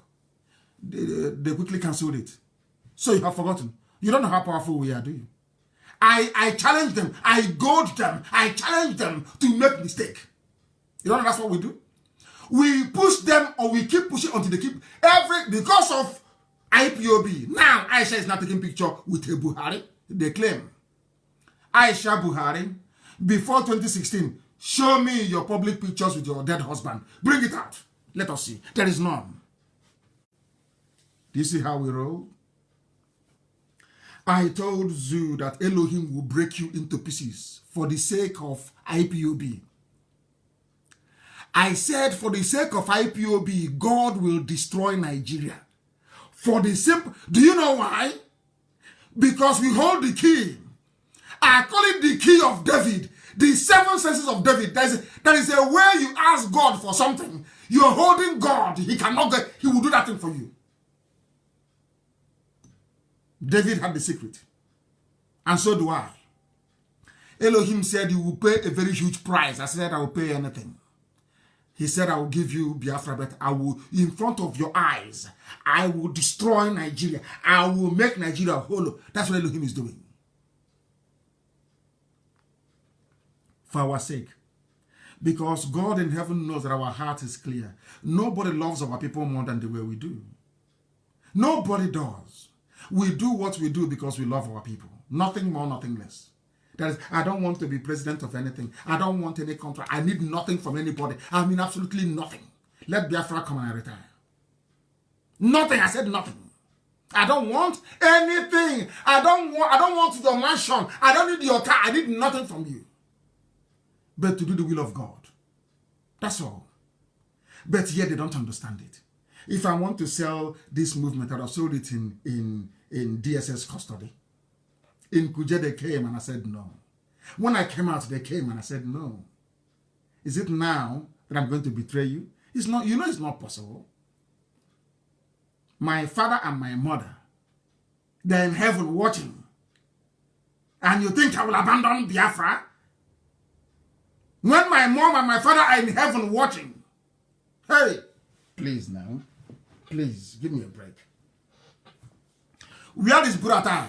You know, I'm directing this analysis this evening to Ogbunike people that wrote rubbish. I believe in free speech. I can never harm anybody for speaking the truth. But if you harm Biafra, we will harm you. And what Ogbunike PG has done in Ogbunike is sacrilegious. Giving our land, he doesn't know I have evidence. Giving our land to Fulani. In Okwa. The same thing in Okwa they are doing. Every traditional ruler, I will announce all your names on Wednesday with your pictures. Everybody that sold our land to Fulani, I will publish all your pictures, the land you sold with the videos. I will do it on Wednesday. So that the world may know how evil you are. We are suffering from the wickedness of those in America. And you're adding your own wickedness on the ground. Where do people want us to go? You want us to go to hell or what? You're challenging me. I told you that Buratai is gone. And Imagine was foaming from the side of the mouth talking about, I said, Buratai is gone. Where is Buratai today? Where is Buratai? Where is Buratai? I'm asking you.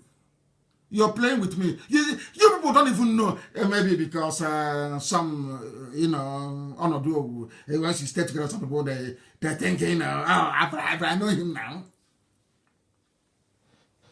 I told you that Buratai was running to Niger. He's gone. He's not at the front line. Did he attend his mother's burial? He's the chief of army staff. You see how Elohim is destroying the zoo. Abba Kyari is from Borno. They killed somebody. I don't know if it's a Shibaja and put him in the ground in Abuja. Is that his hometown? You see, Elohim is wonderful. God in heaven. Elohim is fighting this battle. But there is a lesson that God wants to teach Igbo people I don't want to be a part of. We are begging him, please. There is a lesson. God is so angry with Igbo people that he wants to teach them a lesson. With your Fulani. You know that's how Elohim works. He always uses your enemies to punish you. I'm asking him to have mercy. We'll cleanse Biafra land. Once you give us Biafra, we'll cleanse everything. Because a lot of abomination. Imagine a traditional ruler.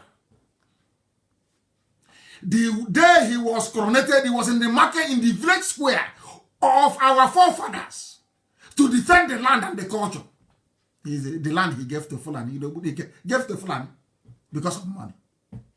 Now he's in the grave. He cannot eat the money anymore. He's the PG that is running his mouth until we catch you. Then you will know. We'll catch you. The Nigerian army that specializes in attacking civilians, where is Buratai? Nigerians are just useless. It's just when Loretta Onochie, the ex-harlot, she's harlot, of course, human trafficker. When she gives you 3,000 naira a week for data, you're writing rubbish. Hey, here is Kanu. He started from London. From London. And your Asarok is empty. No Buhari. No Shibanjo. No Buratai. Nothing. And you're still running your mouth. Like just to making noise. You don't know who we are. Your Asarok is empty. The day we open it to the whole world is the day the zoo comes down. Let me see the government of the world that will support such hey, my goodness me, high crimes and misdemeanors. Aisha will go to prison. Aisha must go to jail. You don't know who we are. We never let go. They think if they come, hey, talk about something else now. Every time it's Buhari. Every time they Photoshop. Rubbish. We stay on it. We are not going anywhere. We stay on it. That you may respect us and know that we are not like anything you've seen before. IPOB is not like anything. In your craziest dreams, you have never seen anything like IPOB before. Our madness is on a different level. As I told you before, if you want us to go into the gutter, before you come in, I'm there waiting for you already. Mad people everywhere. You blocked us, air, land, and sea. Egyptians were flying your jet. British army officers were on the ground directing the attack against Biafra land. Britain enforced air, land, and sea blockade. No food, nothing. We held that for 3 years. Talk less of now that Britain can no longer come. Alamajiri. Okay, you're counting on the wickedness of people in America. Okay, I can understand that. They're counting that Britain may not come to help us kill all of you, but your brothers in America, they are so wicked that we know they're not going to help you. But Biafra will come, and every aircraft landing from America will park it one side, under the sun, one side. Now, all those human rights groups in America, they'll be complaining, but there is a stranded aircraft in Biafra full of American citizens. Start complaining from now. Because those your citizens that are wicked. A plane will land because the first airport to have in Biafra is Uli. Uli. For symbolism's sake, that is where the first aircraft will land in Biafra. Once it's landing in Uli Airport, once they say from America, we'll park it to one side. What? Some will be deported back. Biafra land, you are abandoned in a time of need. You want to come back. I come back and do what? All of you that believe in researching and specializing in rubbish, I hope all of you can see the wickedness of Igbo people in America. I hope you can all see it. You can see it now. You can see how wicked they are. That Fulani are in our villages. And they are waiting for us to call a party for them so they can dress very nice and come and display Igbo people. Igbo, IG. When the time comes, they will be the ones to complain the most. And we will deal with them. And it is that time, believe you me, that they will know, oh, we are going to fight you now. We are going to buy weapons and start to fight you. But now, they will not fight you. They will not come now. It is when we have secured Biafra land, they will buy, that time you will come. The Jews did it as well. Oh. You see, our brothers in Israel, you know, we are the same people. The same thing. Jews in the same America, before Golda Meir went, they petitioned them. They said, no, that Ben-Gurion cannot do what he's doing. You cannot make Tel Aviv the temporary capital of Israel. No. We want, it's either Jerusalem or nothing. You know what they did? They never gave arms to Ben-Gurion.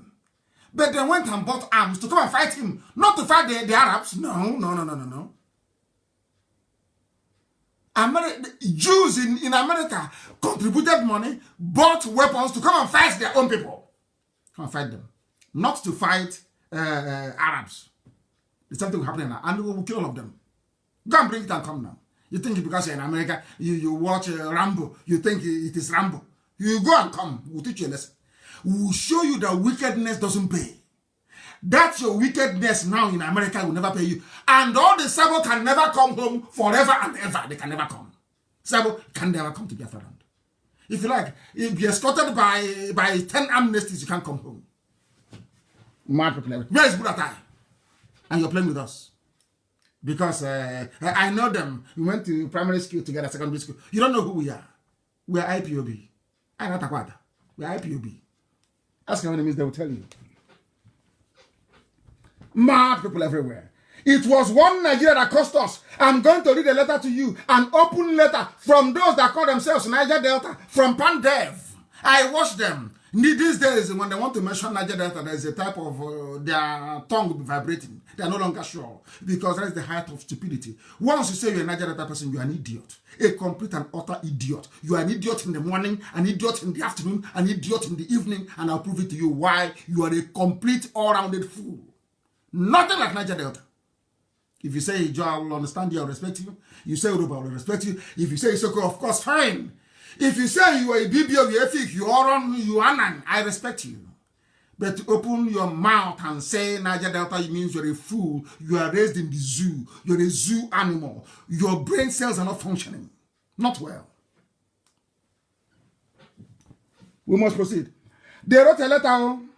from Pandevo. I call them the, you know, every ethnic group, they have their own efulefu. They say, oh, they're the elders. I say, you're talking rubbish. When you hear Aya Debanjo speak, you will know. You will know an elder is speaking with authority. Asking them, come back and protest on the street. We are here. When you hear a genuine elder concerned, you will know. Go and listen to what they were saying.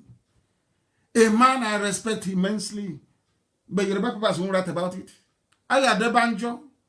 And of course, I hope that this other young boy coming up now, that he remains consistently consistent. He may inherit the mantle of Aya Debanjo. They wrote a letter from Niger Delta. They wrote now they're writing letters. The same reason why they hated, of course, maybe they may have good reasons of hating an Igbo man. Let us go and see. Because Edwin Clark was a traitor during the war. He was a saboteur. The head of Pandef was a saboteur. Sabo. You know, Fulani, they know how to arrange to play their game. As I told you, that's why they put Opus on them there. To play the game of getting them a loyal or Hanese President General come December of this year. Edwin Clark was saboteur. Conquan. They bought him with ordinary Federal Commission of Information. He became useless to his people. Even at his old age, he cannot repent and say, God, forgive me if I have sinned against your children. Edwin Clark. He's now a letter writer. He's writing a letter. Let us read the letter for you. NMPC appointment. Now they have woken up that there is nepotism. Now that Jigawa actually owns the oil in the southern part of Biafra land. Now they know it. Now it is very clear.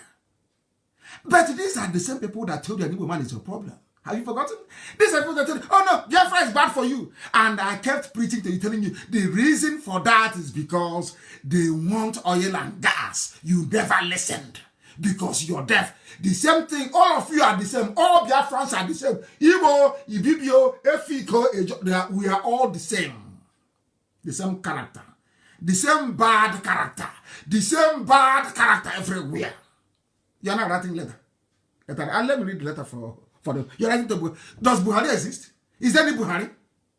That thing that you saw today in a picture with Aisha, is that Buhari to you? Does that look like Buhari to you? I'm asking you a question. Is that Buhari?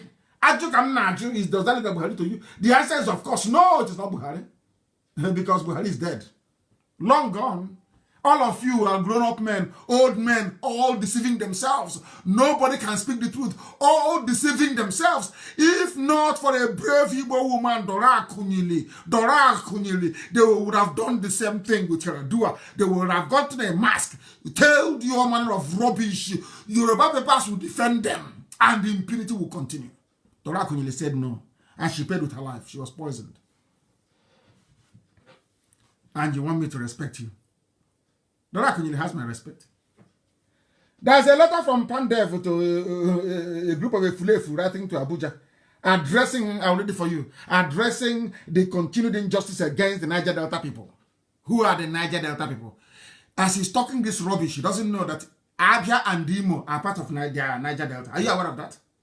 Are you people aware that Abia and Imo is part of Niger Delta? One morning is a Niger Delta. They say, oh, it's a Niger Delta affair. Igbos are not welcome. But according to official government papers, Ondo State is also Niger Delta. Imo is Niger Delta. Abia is Niger Delta. They both have oil. Are you following? Do you see the brand of stupidity and idiocy they exhibit in the zoo? Do you see why Nigeria is a zoo where people with degrees, they read abroad, they went to Cambridge, Oxford, the same kind of Oxford that everybody went to, they come back and their brain, for some reason, goes into a reverse because of their day-to-day dealings with Alamajiri. You know, Alamajiri will contaminate your brain. Let us read. The lopsided appointments in NMPC and ISO. They're not writing a letter. If it is people who are united as one block, one Eastern block, or should I say one southeastern bloc, one people, one Biafra. You go to Abuja, what do you think they'll do to you? Nothing. But you cannot do it. The reason why you can't is because they are the ones that put, because if Edwin Clark talks too much, they bring out his file, how he betrayed his people. They have all their files. Ask them now what they can talk. Ask yourself, why is Nyawood not complaining bitterly about Fulani presence? Ask. They will tell you. Has Wazirike condemned the Janjaweed in our land? Before he would first of all take permission from Al Mustafa and Miyeti Allah. Please don't, I'm going to say something, don't mind. I don't want people to think that what Kanu is saying is true. Let me just say something. That's what they do. And you think we cover up that nonsense? No. Biafra is going to be a very transparent society. Very. Firstly, we wish to extend our deepest condolences to you. These are people writing against injustice. This is how they open the letter. Firstly, we wish to extend our deepest condolences to you on the passing of Malam Abba Kyari, your late chief of staff. We supplicate the Almighty for the repose of his soul and the souls of all our countrymen and women who have died as a result of coronavirus pandemic. We commiserate with the families, and these are people writing against injustice. So this is just the first paragraph. Oh dear.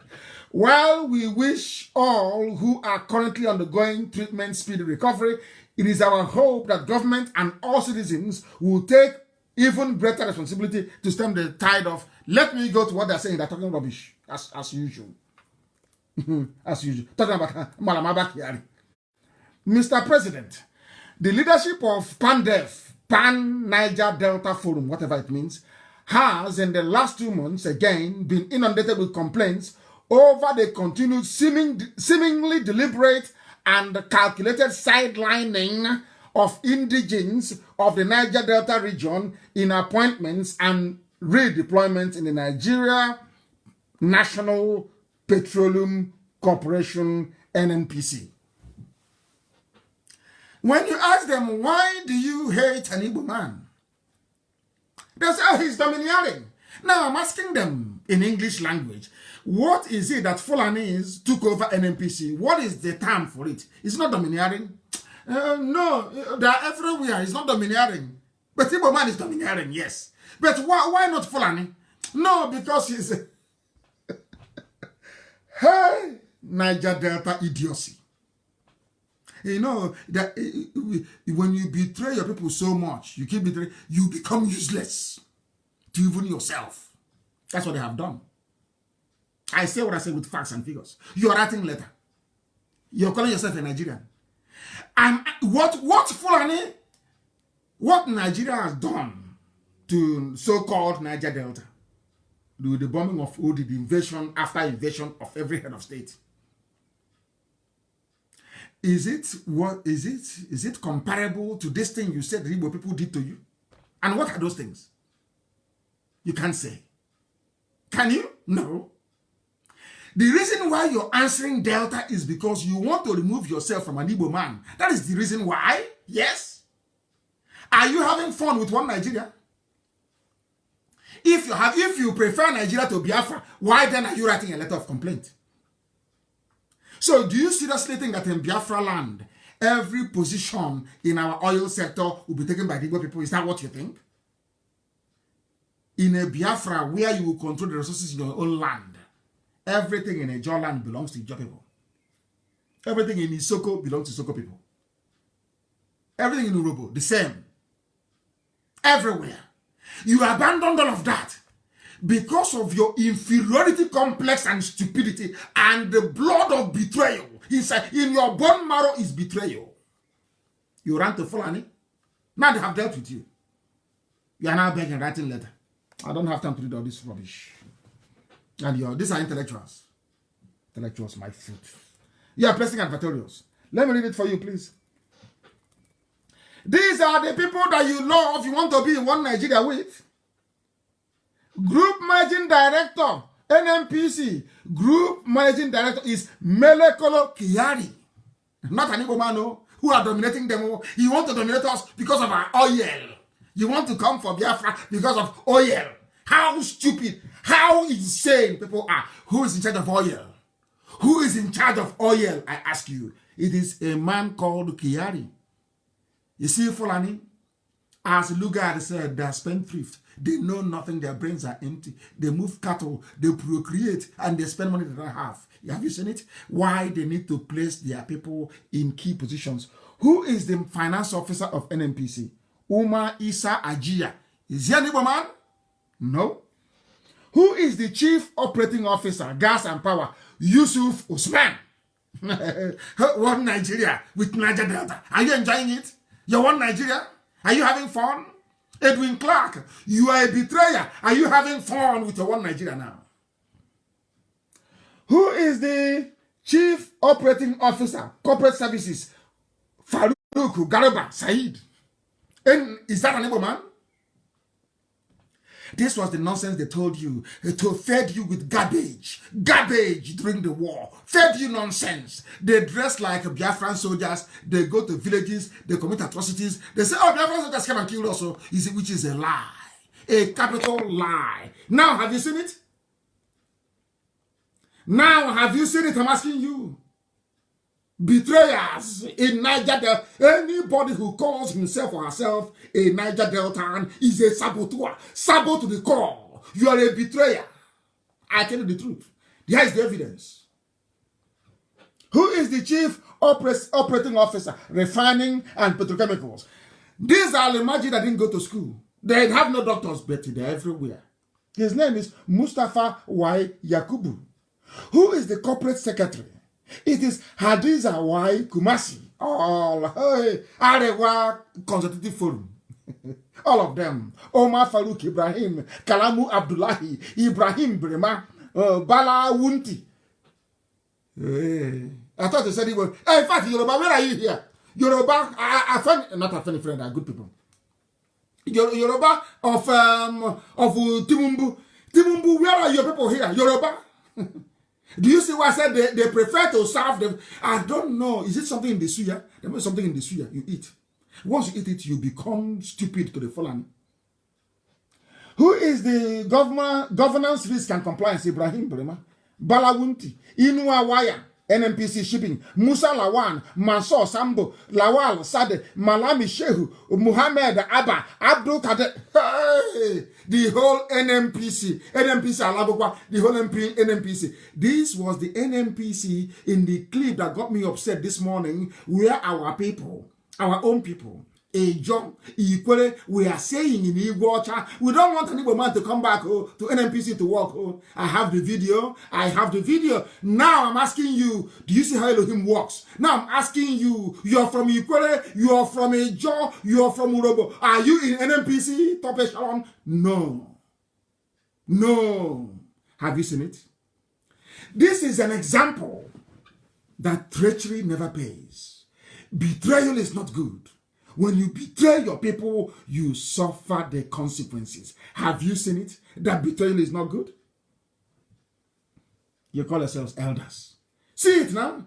Edwin Clark, when you were sabotaging Biafra, when you accepted ordinary commissioner for information to be close to Fulani, so you'll be the only cock growing in the village, you'll be the only rich man. Have you seen the result? Edwin Clark, as old as you are, okay, so have you seen the result of your treachery? Have you seen the result of so-called Niger Delta betraying Biafra? Have you seen your punishment? Have you seen it? Have you seen the pollution in Ogoni land? Have you seen, do you know what is happening right now in Bonny? Are you aware this evening what's happening in Bonny? You know all those fishes that were killed due to poisoning. People ate it and they are dying. And IPAB members are involved in Bonny right now. People are dying from eating contaminated fish. Are you aware? These are people that we are lied to. Your own flesh and blood, your own brother. Somebody came from Futajalon, from Mali, traveled with cattle, with Nama, came to our land and told you that your own flesh and blood is your enemy. You accepted. You think God won't be upset with you? Is that what you think? Do you think you are foolish? It's all Fulani. All Fulani. All of their families are there, Kumasi, Kiari, all of them are all there, with all of them. And you ask yourself, are the Fulanis the best petrochemical engineers you have? Of course, the answer is no. But you see them. That's why they want presidency. It's our turn. It's our turn. Every year is our turn because of this. They produce nothing. They contribute nothing to the economy. They are as useless as a used tissue. Absolutely rubbish. That's why they want power. And who made it possible for them? The traitors that call themselves Niger Delta. You can see it. Anybody who calls him or herself, he wants to open their mouth and say Niger Delta, they are traitors. These are hardcore traitors. I want the light to be shining.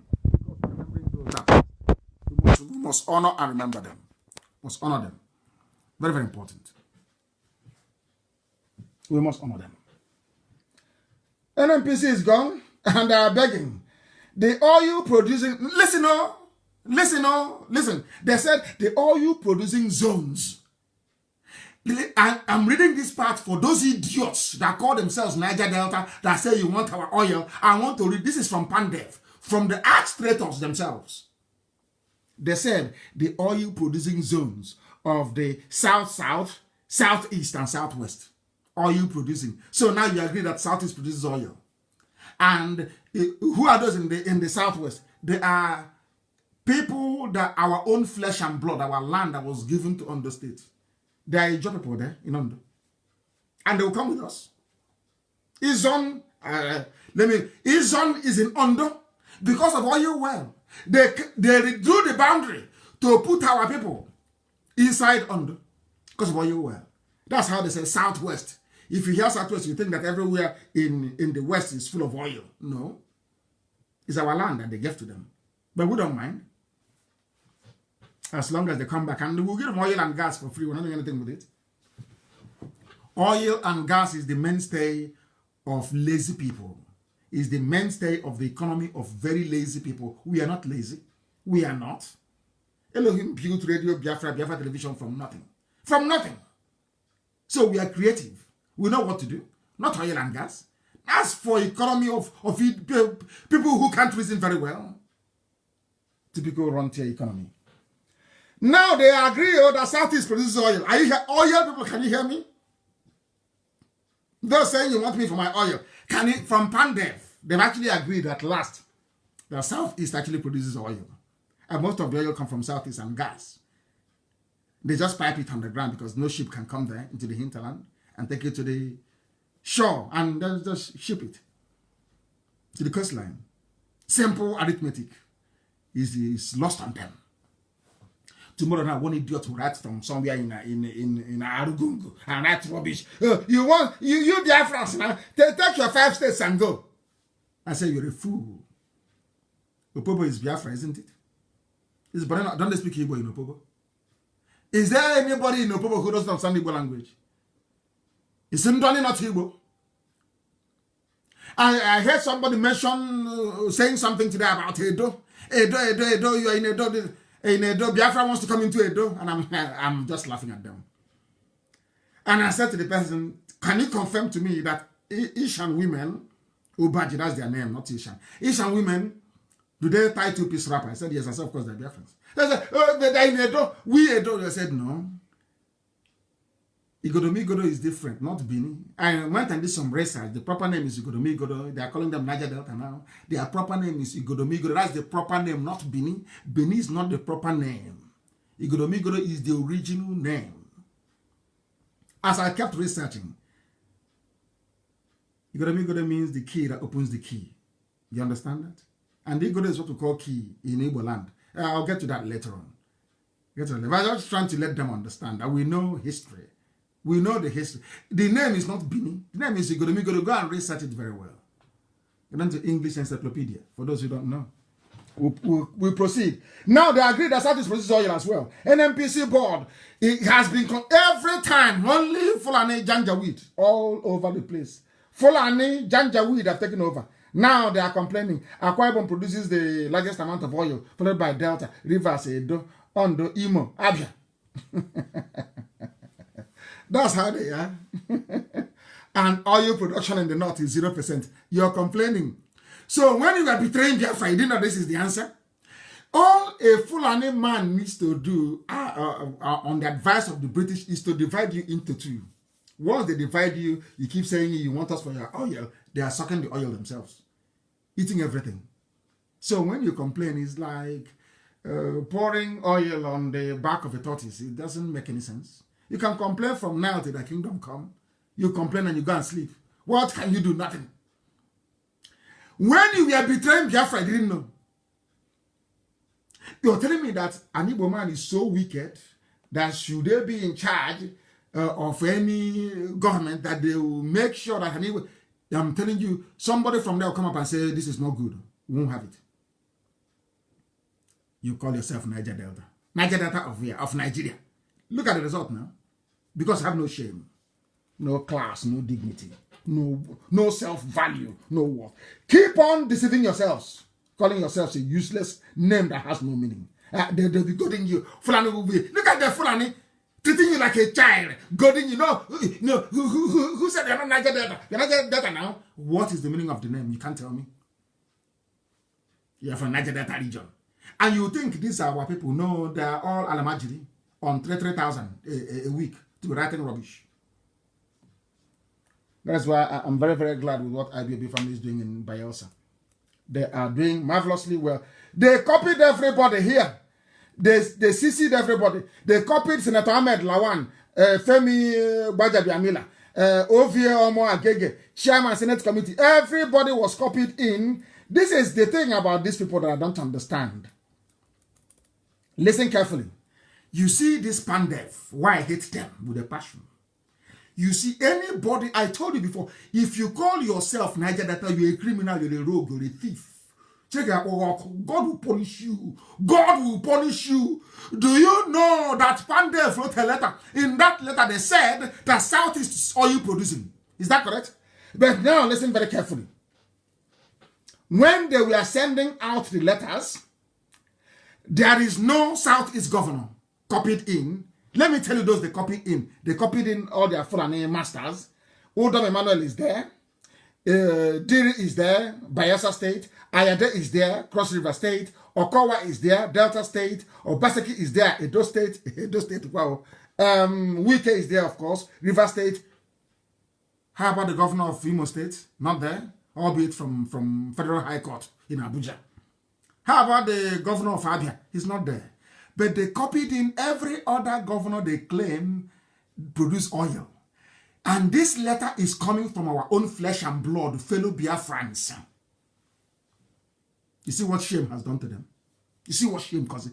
Out of shame, all of a sudden, Pandev cannot copy in Abia State governor. But they copied in, what's it called? Every other governor that has, they claim produce oil. Non-female. You know, when you commit a crime, you begin to, you become ashamed of yourself. That's what they're doing.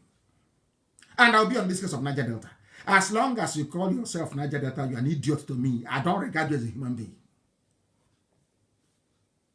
And the more you remove yourself from Biafra, the more Fulani will deal with you. They will deal with you. They would, I pray that we conduct a place beside, and majority will say, oh no, a joy is not in here. We want to go with the north. They will colonize you. They will subdue you. They will use your mouth to drink contaminated water from oil head. Useless set of people. You think I'm here to pet idiots? Think I'm here to massage the ego of fools? You must be doing. Look at what they're doing to you. Or out of shame, you can no longer say, oh, let me copy in Abia State governor. Or copy in the Supreme Court governor. Who opposed them of Imo State. You couldn't. You can't. You can no longer do. Out of shame. Now you know that betrayal doesn't pay. Now you know that betrayal does not pay. If you keep betraying people, you will lose. That's what has happened to you. Shame on all of you. Let me see the useless mouth you open to tell me about Niger Delta. We Niger Delta. Who is Niger Delta? I'm asking you. Who the hell is Niger Delta? Shameless people. shameless idiots. Who the hell is Niger Delta? I'm asking you. Define Niger Delta for me. What does it mean? It's like a U. Ogoja is Niger Delta? Ogoja is Niger Delta? People are mad. Insane people everywhere. And somebody wrote in a newspaper, a civil rights group, human rights, Huriwa, is now everybody's waking up. You are giving all the positions to Fulani. If it's an Igbo man who is in charge, who is the president of Nigeria, and you give, hey, remember, Yoruba said the reason why they voted for Buhari was because they didn't have any presence in the government. Not minding they had positions there. Not minding. What time is it, please? The time now is 10 minutes. We've gone for nearly 2 hours. Unbelievable. I didn't even know that. I didn't know that. And it's holding up very well. Do you know that Yoruba said the reason why they did not vote for Jonathan was because there was not enough Yoruba in it. But now, what is happening?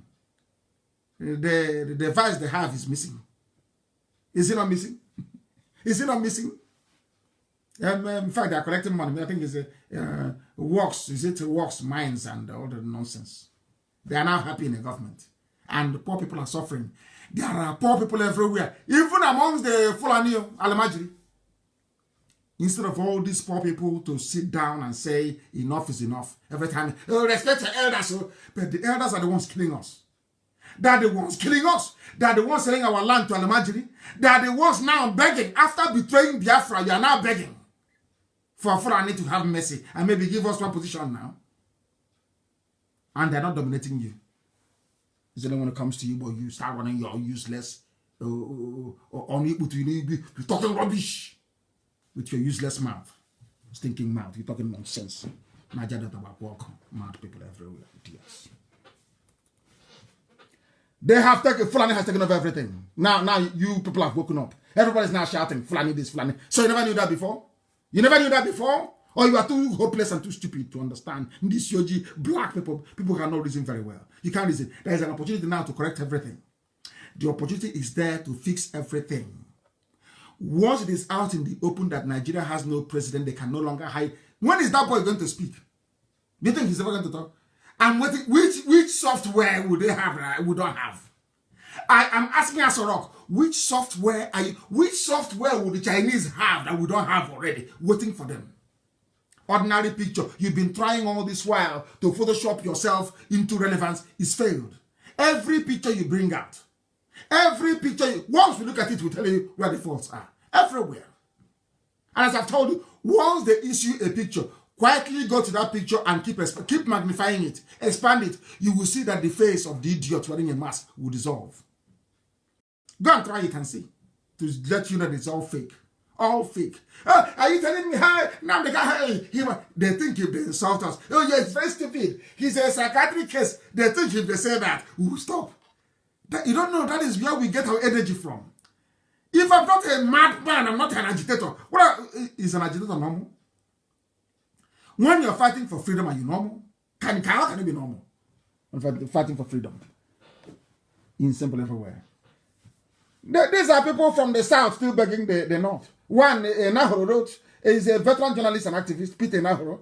He called for restructuring. And I'm telling Mr. Nahoro, you are wasting your time. There is nothing like restructuring. We are not interested in your stupid restructuring. If what Fulanis are doing to you is not enough to tell you that you should go your own way, that means you're even a worse fool than I had thought. They say insult me. Want me to insult you? You're a black man, you're stupid, and want me to tell you that you're intelligent? Is that what you want me to say? Oh, he's nice, oh. I don't do that nonsense. I don't. I have no time for idiots. How can you be talking about restructuring in a country where the Fulani, a president is dead? Dead, no vice president. A woman who was not elected brought her lover into the villa. Are you people insane? Are you mad? What are you restructuring? Instead of talking about breakage, let everybody go there. Talking about restructuring. Let's restructure the polity. Are you insane? Some of you cannot speak very well because you are compromised. Allow us to speak. because we are not compromised. Allow us to speak. We are not compromised. I remember some people say, hey, he's been bribed by APC. You think I've been bribed by APC and I say all these things about them, they will not tell the whole world the deal we cut? You don't know that? No, some of you are too daft to be able to reason that through.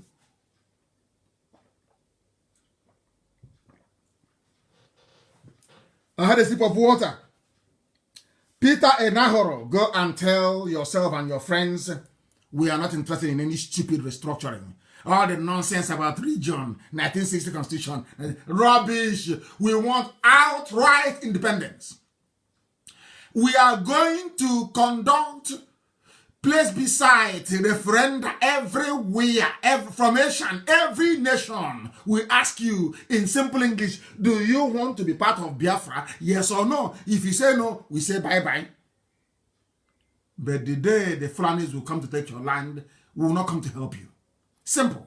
You think we are begging? Why should we beg anybody to be part of Biafra? Why? When we know that after 6 months of Biafra's independence, you'll be begging to come in. You're begging for visa to come. Why must I beg you for what?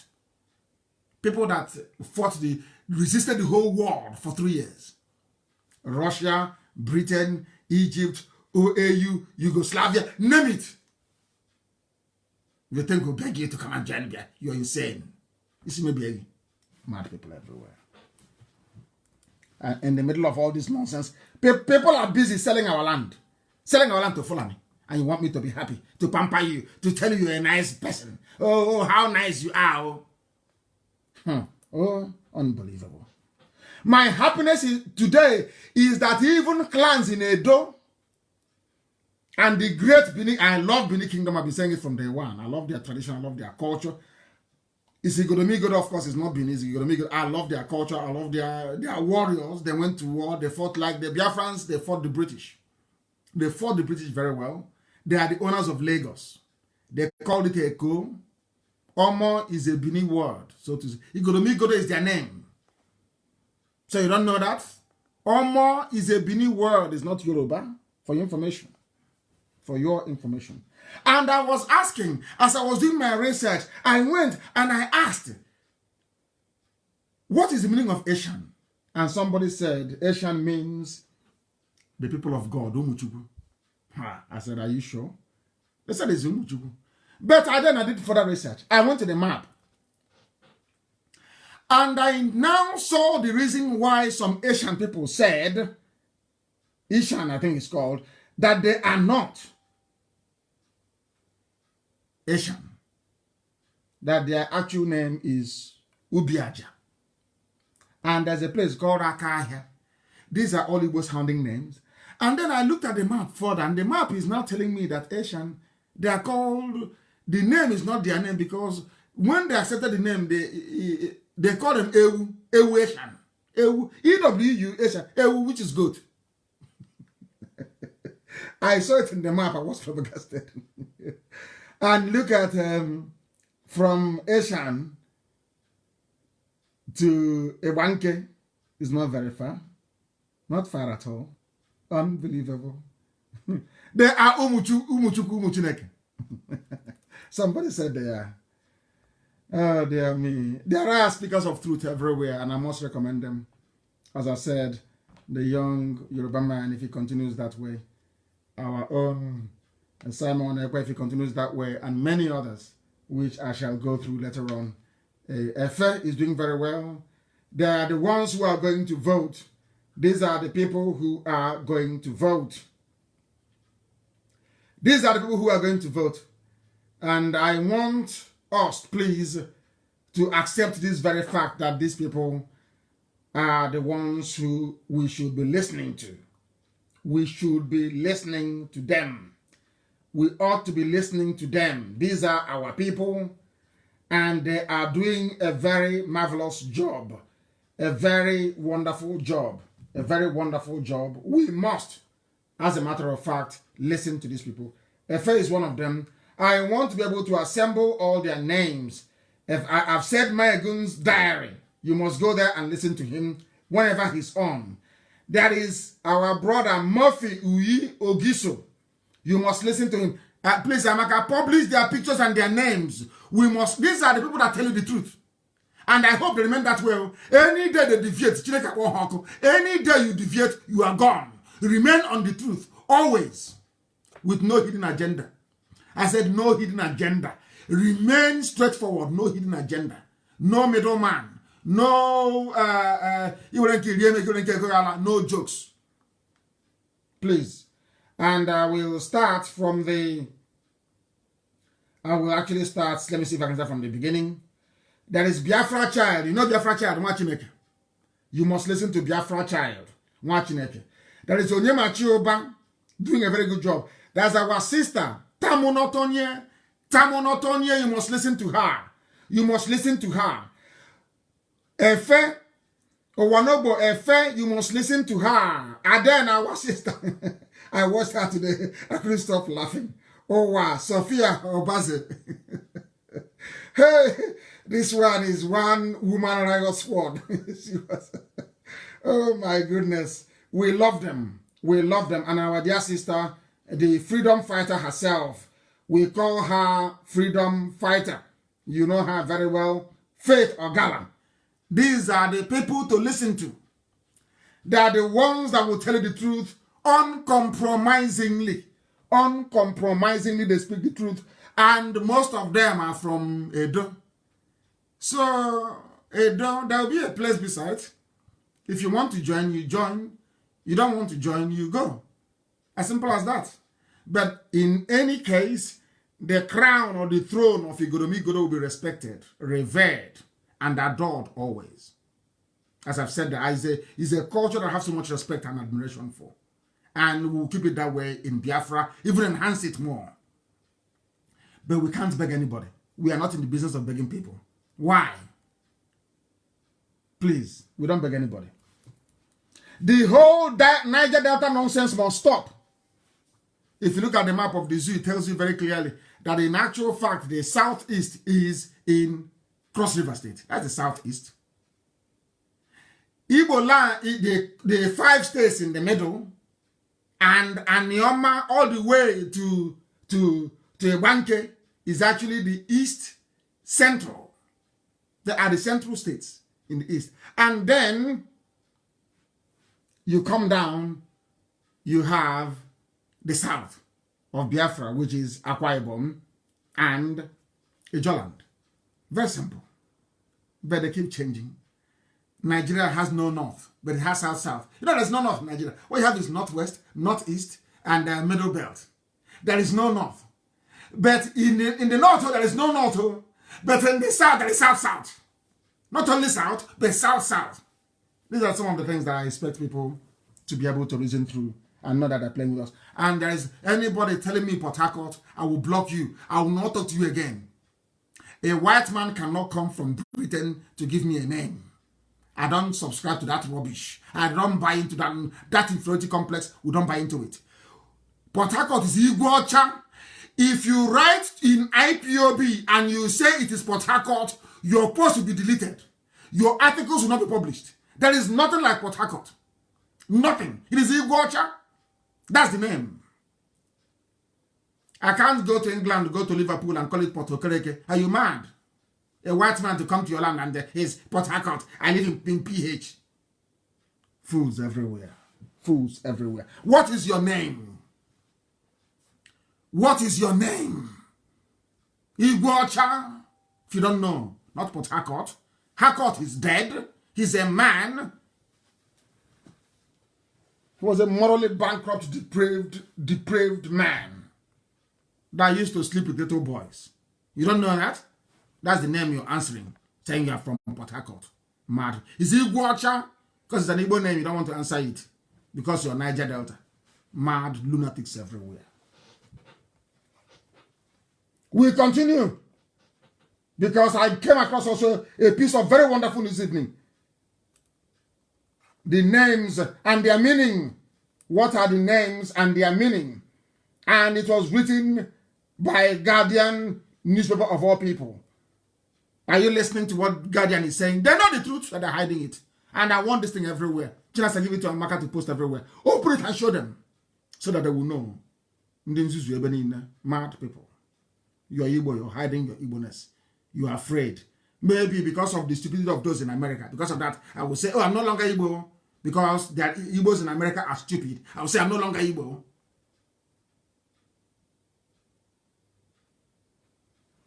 Nonsense people everywhere. According to Guardian newspaper, naming a child is very important in a parent's life. The name forms the basis of the child's identity. Give them the news. Your name is who defines who you are. When my kids are, if they go outside and they are missing, you're like, he said, my name is Nnamdi Kanu. You know where they come from. Once they open their mouth, what is your name? My name is Nnamdi. What is your name? The little one, my name is Nnamdi Kanu. You know where they come from. Not, oh, my name is Cyril. And then the next question is, but where do you come from? Thank you, Guardian, for writing this. Guardian newspaper and the Zoo is an establishment paper. These are the people that support evil. But it doesn't mean when they write something decent, we cannot read it out for the whole world to hear. We read it. Naming a child is very important. It's a very important decision for the child's parents as the name forms the basis of the child's identity. Now, do you understand it? Why Port Harcourt must be Igbocha? Not Port Harcourt. Igbocha. I know Yoruba newspapers, they'll be writing Port Harcourt. You know, they're very vindictive and evil. Spiteful and evil. As Lugard said, always conniving, seditious, knocking people's head together. That's their job. Seditious. You see, Igbocha? The Igbo people, according to Guardian newspaper, an ethnic group native, listen to Guardian, native to the South Central and Southeastern Nigeria. So they even know the truth. And by Southeastern, they mean Cross River. South Central, they mean all of us, all the way to Iwanke. Because the man saying Edo this, Edo that, I'm asking him, are you aware that there are Igbo people in Edo State? Do you know the Igbo people there? So when I come for my people, I'm not coming for you. If you want to come, you come with us. Not by force. But Iwanke, Iwakari. That Obemudia, because Obemudia's mother is from Iwakari. He took Iwakari into Edo, into Bini, into the court, all those things that they're doing there. We are not abandoning not 1 inch of Igbo land, not 1 inch. It will be abandoned. It's left for people to say we don't want to be. Then they can go. And the day they say they don't want to be, we delete them from memory. They can never ever belong again. So when we are coming to Edo, we're not coming for you. The idiots that drew up the Edo map, Edo State, they added our people there. Okay? They added our people there. Very important. So they know that we occupy the South Central and Southeastern. Now they know South Central and Southeastern. It's very clear. You cannot hide it. There are some things you cannot hide. It is the truth. Absolute truth. You cannot hide it. There is nothing you can do about it. The map is there and very clear for the whole world to see. I have seen a car, Igbo land, Aniocha, Igbo. That's Anioma, Ukwane, Igbo land. Isoko, that for information. Isoko is Igbo. You aware of that? Go and do your research. Go and do your research. Urobo is also there. But one thing ties us together. All our mothers, they tie 2-piece wrapper, don't they? Headscarf and blouse. Something you don't find anywhere else. That is what makes us unique. So, I will say Asian, Obaji people, which is Asian. For now, go and check. If your mom, those that went to church today, if she tied 2-piece wrapper, if she did, then you're one of us. You're part of this family. It doesn't matter what the Oba of Benin says. He only has 1 vote. Oba of Benin, that I respect very much, only has 1 vote. When there is place beside, no traditional ruler will have 2 votes. It's only 1 vote. You vote if you want to belong to Biafra or not. If you don't want to Biafra, then you go. Then we'll continue our job. But the day you ask for visa, we will not give you. We must all stop this nonsense, Niger Delta rubbish and South. And I'm glad that respectable Igbo and the BBO elders have commenced very deep consultations with other clans of Biafra land. Because Biafra will never be like the zoo. As I've said, let me repeat what I said before. Biafra land can never be another zoo, Nigeria, never. Everybody will be on their own. I said on their own. You run your land, you make your laws in your local language, how you deem fit. And that local language, I don't want to, we have to make it in another Efik. No. Efik people are also a BBO people because they've been playing with us. I have the history here, and I'll give it to you very shortly. I will. But the nonsense happening at Headbridge must stop, please. And there are many, many things that the whole world needs to see. Those who are killing us and those who are supporting them. I have a letter here from Pastor Okenwa. It's an internal memo that he wrote to all pastors in Middle East region. I don't know which one is Middle East. It's our new name. This is a Yoruba church. I have nothing against the church. They can do whatever they like. I believe in freedom of worship. Anything you want to worship is your business. You can go ahead. But this one now, our new name now is Middle East. I can see the letter here. Please circulate this very letter. Before you know it now, tomorrow they'll start saying Middle East. And we're now turn to Middle East. And you have some idiot saying, I'm a Middle Eastern. You know how we behave. Don't give us a name. Once you give us, they see champions for that name, they will emerge. They will say, I'm a Middle Eastern. They are not calling us Middle East, according to Redeem. May the Lord be gracious to you as you continue to labor in his vine. Where the Lord has a vine in the zoo, I have no idea. But as a matter of spiritual urgency, we should immediately in our family closet raise flaming altars of intercession for Nigeria. This is why I have a problem with them. They have come again. This is where I have issue. You see them now. They know that Biafra is coming. Now, what is this Yoruba church doing? Is writing to our people because they know how gullible some of us can be. Do you see my problem with them? Saying they should erect altar, flaming altar, with firewood and I don't know what they're going to sacrifice if it's cockroach. I don't know. I have no idea. To pray for Nigeria to be what? Do you see my problem with these people? When I speak now, they say I like Yoruba. I have my flesh and blood from there. I can't hate people. That is part of me. I cannot. But do you see what they are doing? Can you see what they are doing? Writing for because they know that Biafra is everywhere. They are now writing saying it's urgent. Write, pray for blood of Jesus on Nigeria. Do you see? Do you see? I won't say much. The person that wrote it is a neighbor man. He's the okay one. He is the pastor for Middle East region. No longer Southeast. RMN as you. Unbelievable.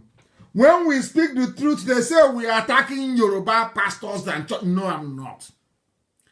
But anybody preaching one Nigeria, asking us to pray for Nigeria, you're asking for our trouble.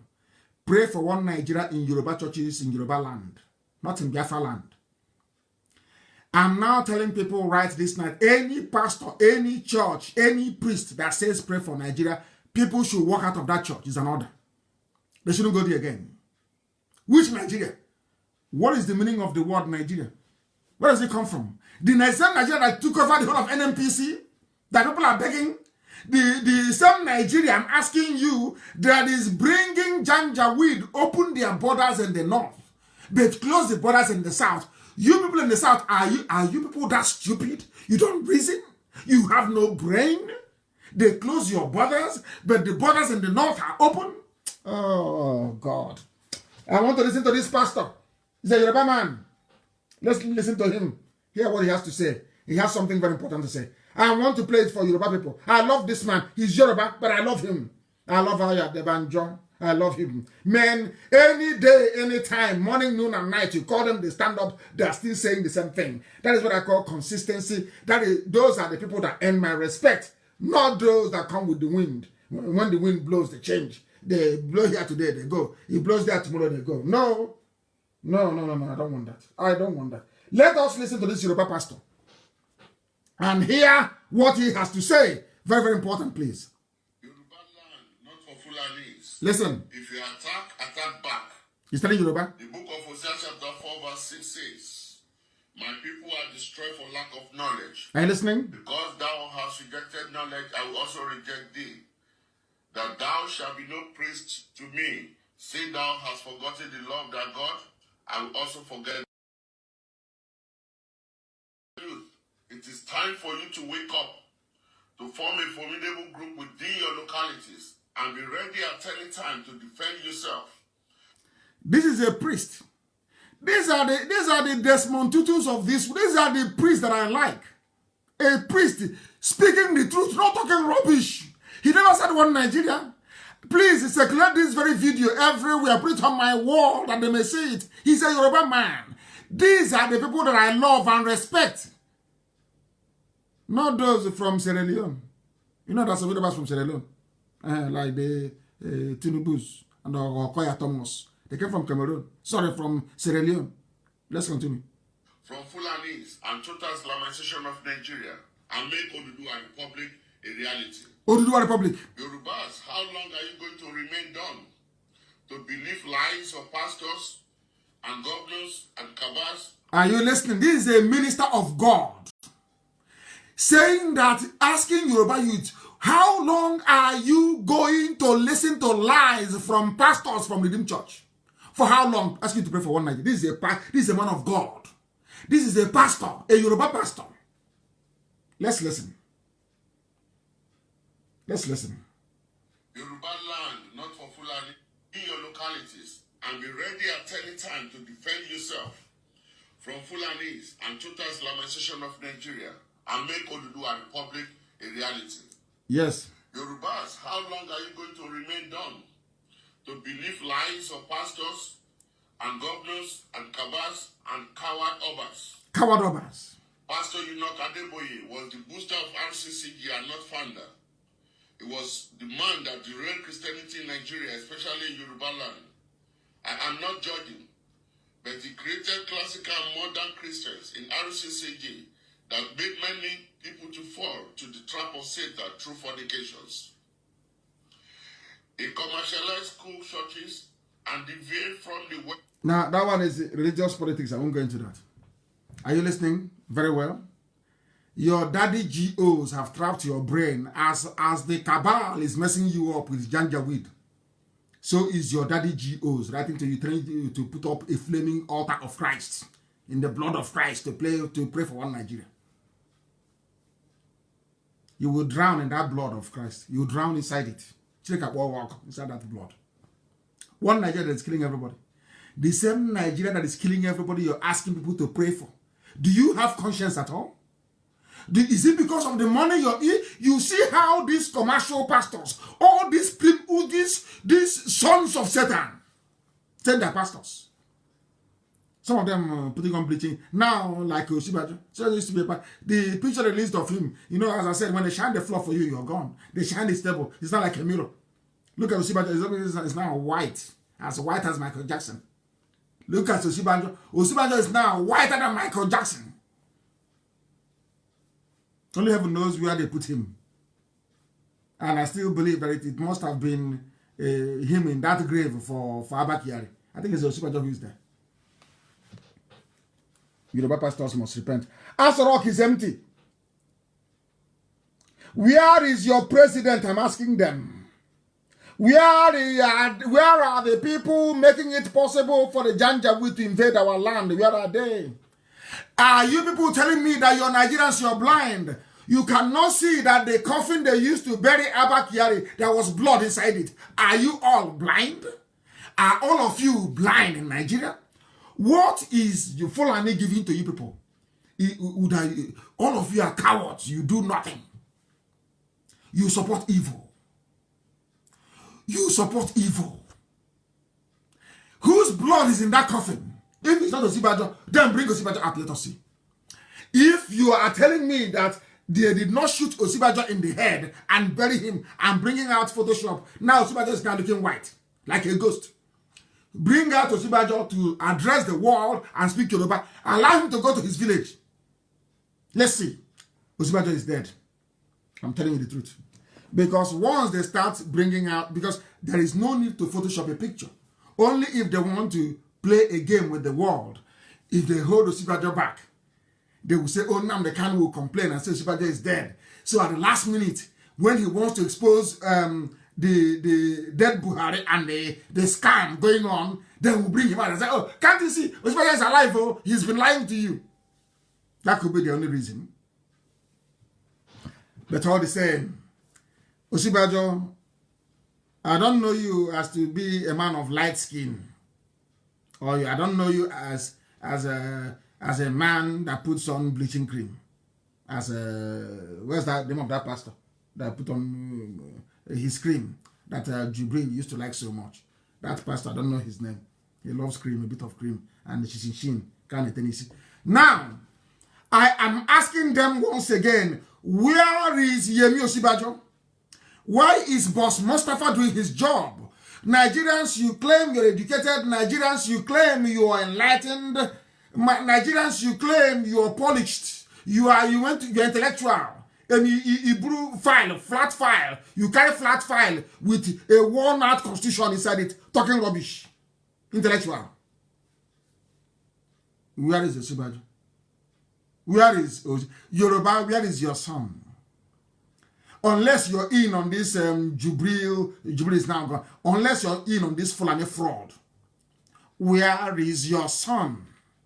We don't want he was in a meeting. Can't you see his picture? Can't you see his video? We want to see him outside talking to people.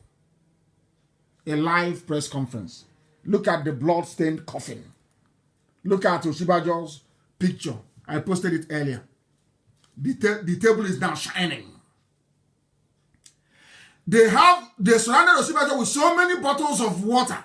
You think if they're advertising table water or pure water inside Asoro, come on. Look at the bottle. He's now, I don't know, he survived COVID-19. Did they ask him to start drinking water? Look, now they now use bottled water to decorate. It's the new in thing now, bottled water.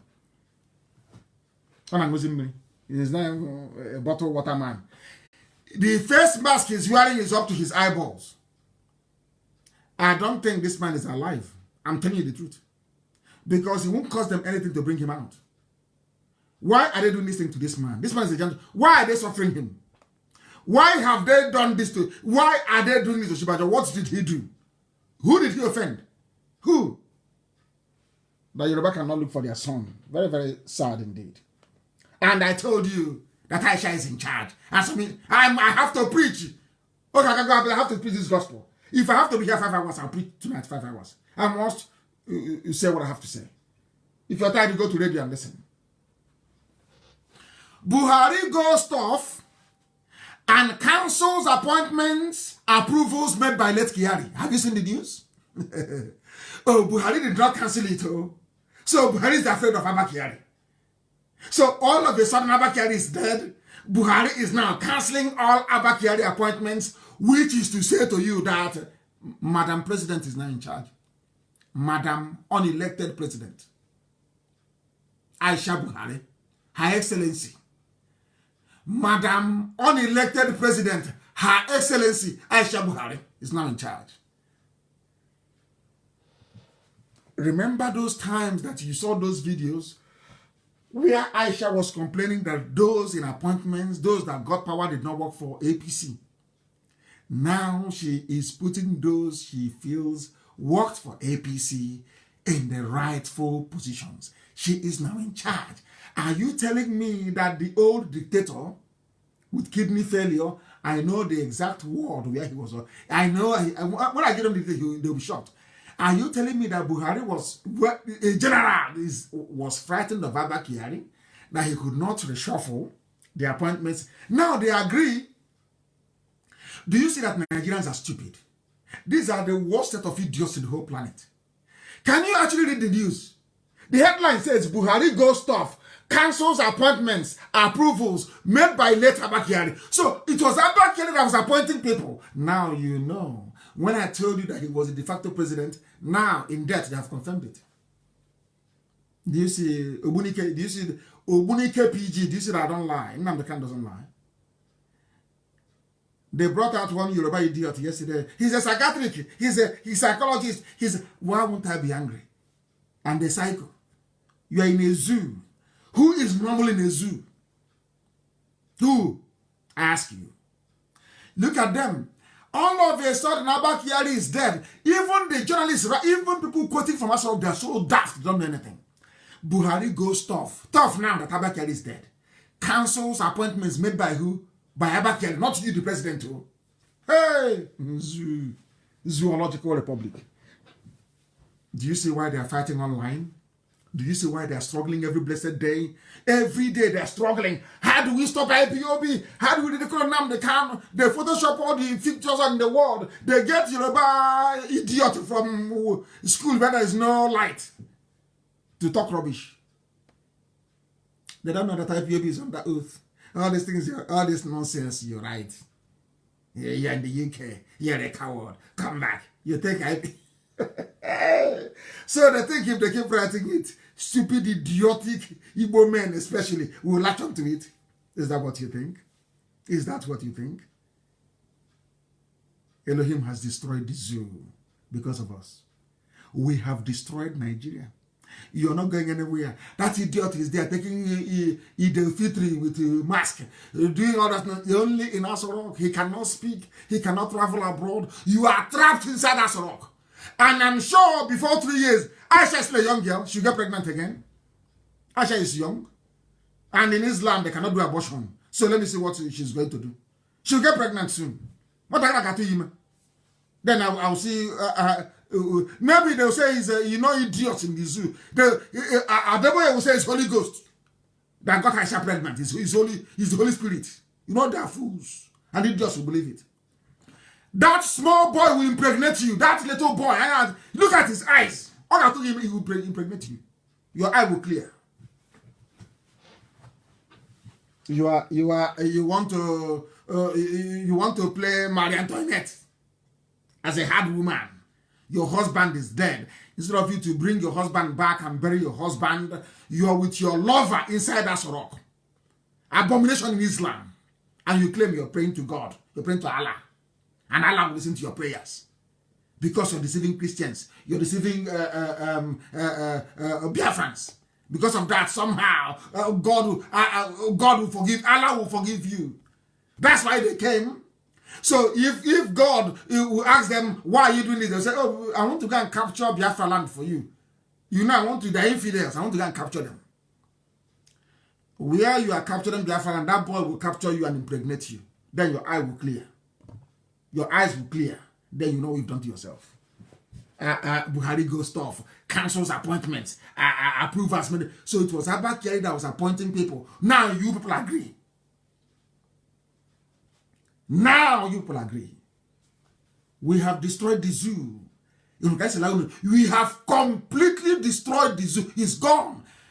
This is not for envy or jealousy. If you like as an Igbo idiot, be as envious as you like.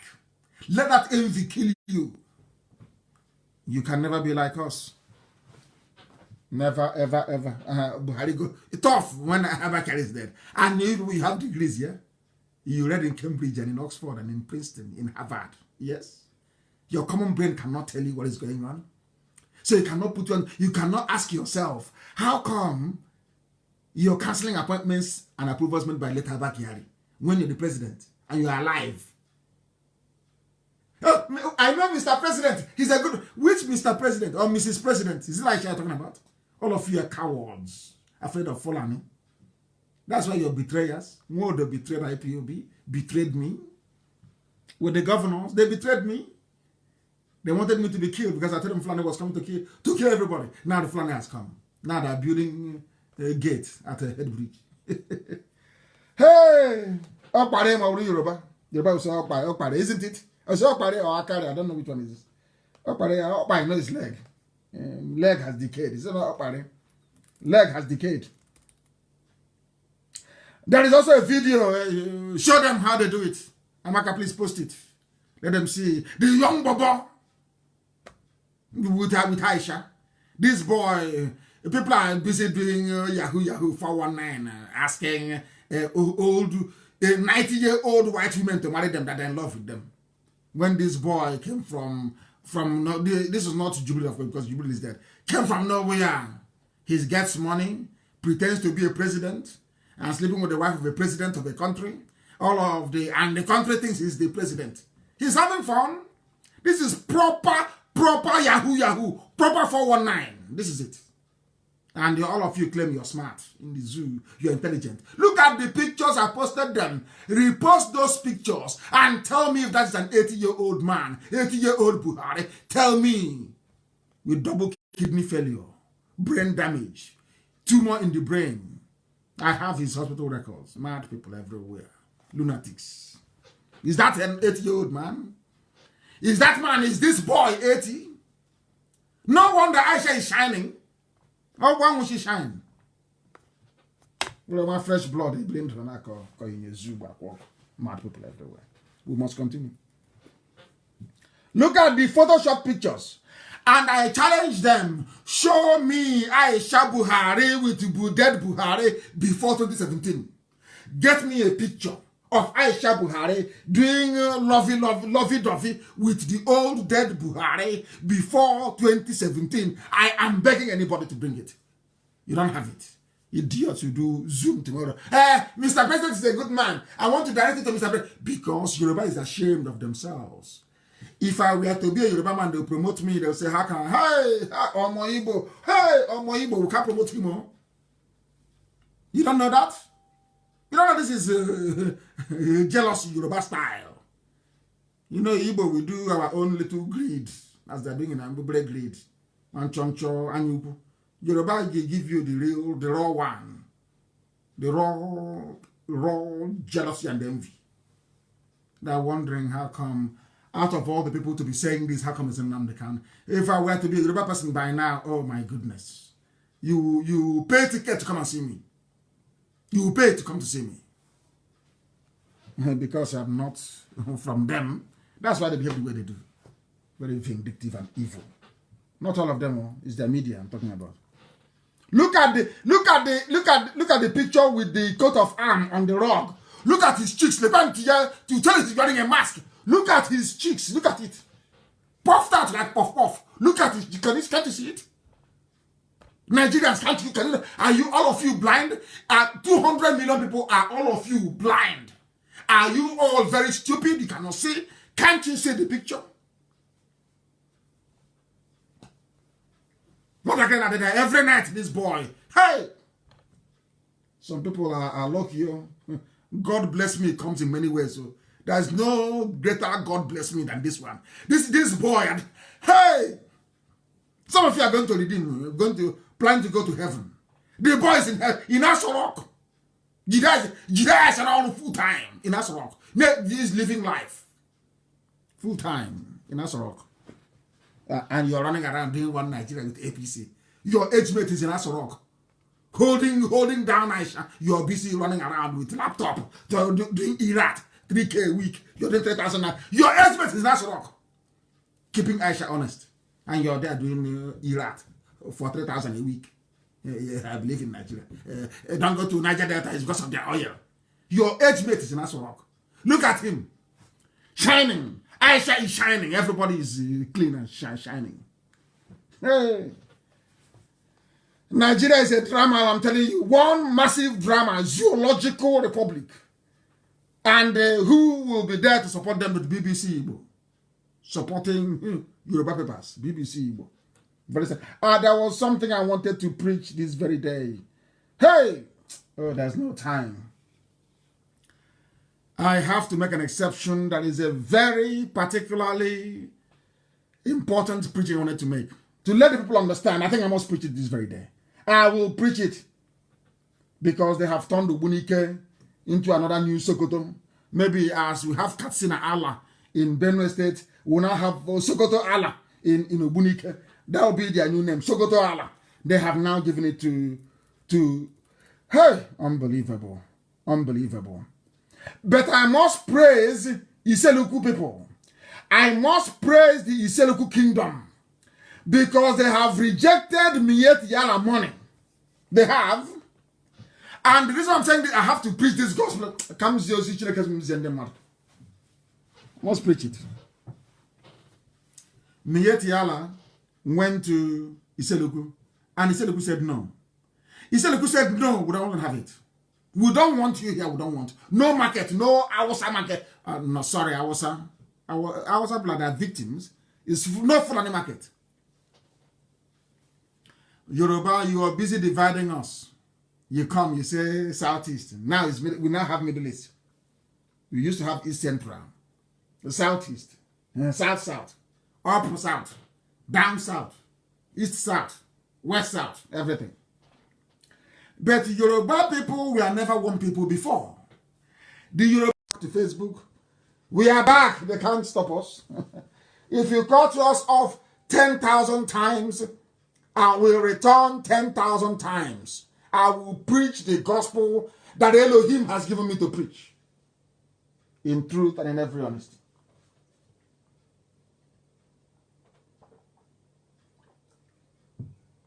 I just had a sip of water. We are live. Tell them we are live on Facebook on my page. Nnamdi Kanu. We are live on my Facebook page. 400,000 followers, which is nothing anyway. But that's what Facebook allowed me to have. That's the original one, the original page where you can find me. My goodness. We are back on my Facebook page to preach the gospel of heaven. I am here. David Nnamdi, I'm here. Ebube Chukwuzo, favor, I'm here. Kelechi Uchenna Nwobodo. What are you talking about? We are live and direct. I want to preach a gospel this evening that Elohim asked me to preach about the Yoruba race, so that they may turn from what they are doing and become good people. As I was saying before, I was rudely interrupted by Facebook. I wanted to assert with every degree of certainty that the Yoruba race were never one people before. It was due to war and conquest that made them one. A war and conquest that Igbo people never embarked upon. The Egba nation is a separate people. The Egbas are separate people. From the Oyo, from the Ijebu, separate. The only thing that unites them is the Oyo Empire. That's the only thing that unites them. And to prove it to you, as I'm telling you, just be jotting them down, be writing them down. Egba Nation, Egba, EGBA, they have their own national anthem. Do you know that? The same way Urobo has, because some of you don't know that the song I play these days first, before I play Rex Lawson, is Urobo national anthem. Some of you don't know. I play it. If you like, I can play it for you again. Yoruba they have their own national anthem. I play Urobo national anthem every blessed day. Some of you don't notice, but I do. I want to play it again for you, so that some of you who may not know will know that we are everywhere. This is Urobo national anthem. Urobo national anthem.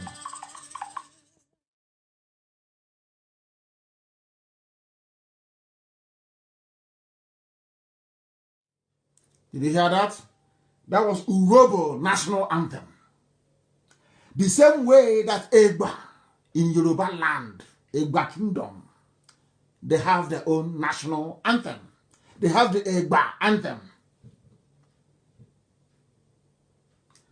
I don't speak Yoruba. I would have tried to read out the words for you. But I know this one says, Lori Oke Ogun Upetele. I don't want to make mistakes, please. They have Egba. They have their own national anthem. I want to prove to Yoruba journalists that this their divide and rule is not good. It is not good. Yoruba, your divide and rule, this thing you're helping Fulani to divide people and conquer them is evil. Because at a time, you were not one nation. Nobody has dug in to be saying, oh, by the woman, by man, or your man. No. We respectfully refer to all of you as Yoruba. Why do you always want to come into Biafra land to divide people? Why? Oh, because you two need access to oil. I've forgotten. Alakija and Otedola. It's all oil, isn't it? Zoo. What happened to the Yoruba? What is happening to us now happened to them. What is happening today to us happened to them. Do you know that? I'm going to give you a bit of history. Unbelievable. Unbelievable. Hi, Elohim. Othman Danfodio, whose grandson was Nnamdi Kanu. I want to tell you why Fulani hates our people so much. I want to tell you why Fulani want to take over Delta State. I want to tell you why they are in Okpanam, which the Obi of Okpanam or the traditional ruler in Okpanam did not see.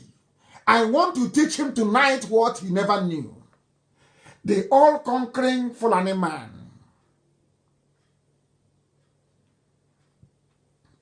that came from Futajalon.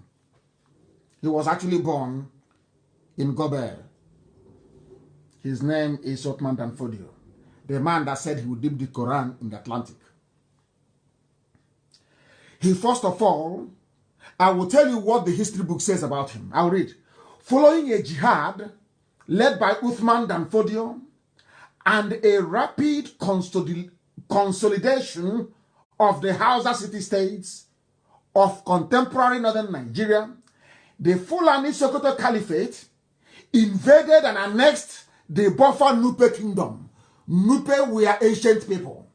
Fulani swallowed them. Listen, all of you talking about one Nigeria, you are preparing your own death. Go and dig your grave because Fulani is coming. The more you say one Nigeria, please go and be digging your grave because all of you will be swallowed up. Now listen. They have cut us now. They have left us at about 7.6K. We will continue. If you like, there will be only one person left. I will preach. They invaded and took over Nupe Kingdom. They now started to advance southwards into Oyo lands.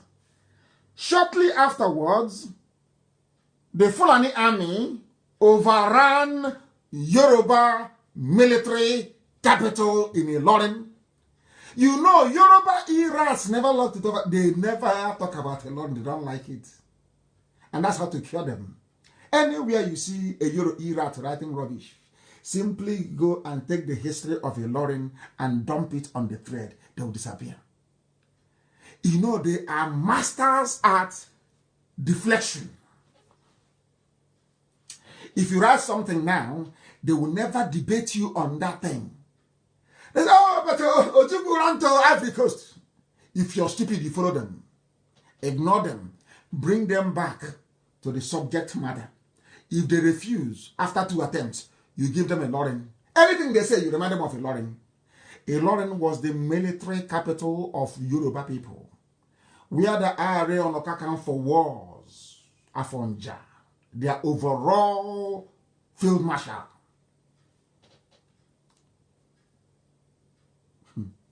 It was overrun by the Fulanis. They overran it. After they took Nupe, the same thing they're not doing to us. Can you see what they're doing? The same pattern. They have the same strategy. The same pattern. It never changes. But my only happiness now is we are everywhere. The world is watching. They are pretending they don't know. I know that the British High Commissioner is covering up for the Fulanis as best as possible. The U.S. ambassador is doing her best to cover up all the atrocities. We are waiting for them to start.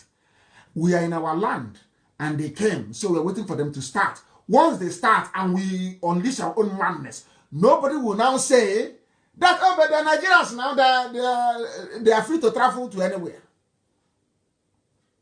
Are you following? Now listen. They overran Yoruba military capital of Ilorin, and then they sacked Fulani. Hi, Yoruba, why are you following Fulani? Now look at what they did to you.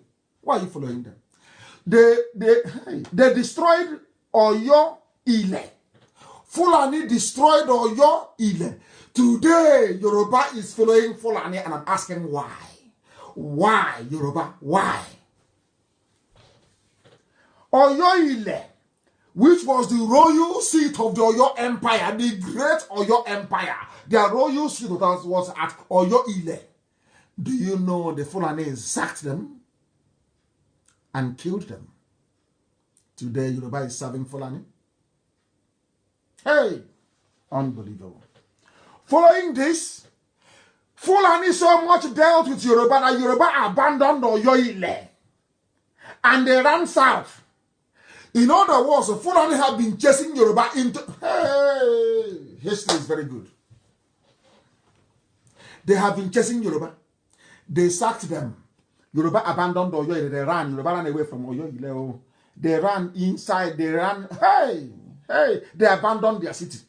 Yoruba abandoned their city and retreated southwards into the city of Oyo. Then it was then known as Agodi Oyo or Oyo Atiba. In a forest, they ran into the bush because the horses cannot come into the bush to hunt them down and kill them. Yoruba ran into the bush when the Fulanis came. Do you see why they want Biafra to be conquered as well? So instead of Yoruba to help to fight Fulani, Yoruba is helping Fulani to conquer other people because they are angry that they were conquered by the Fulanis.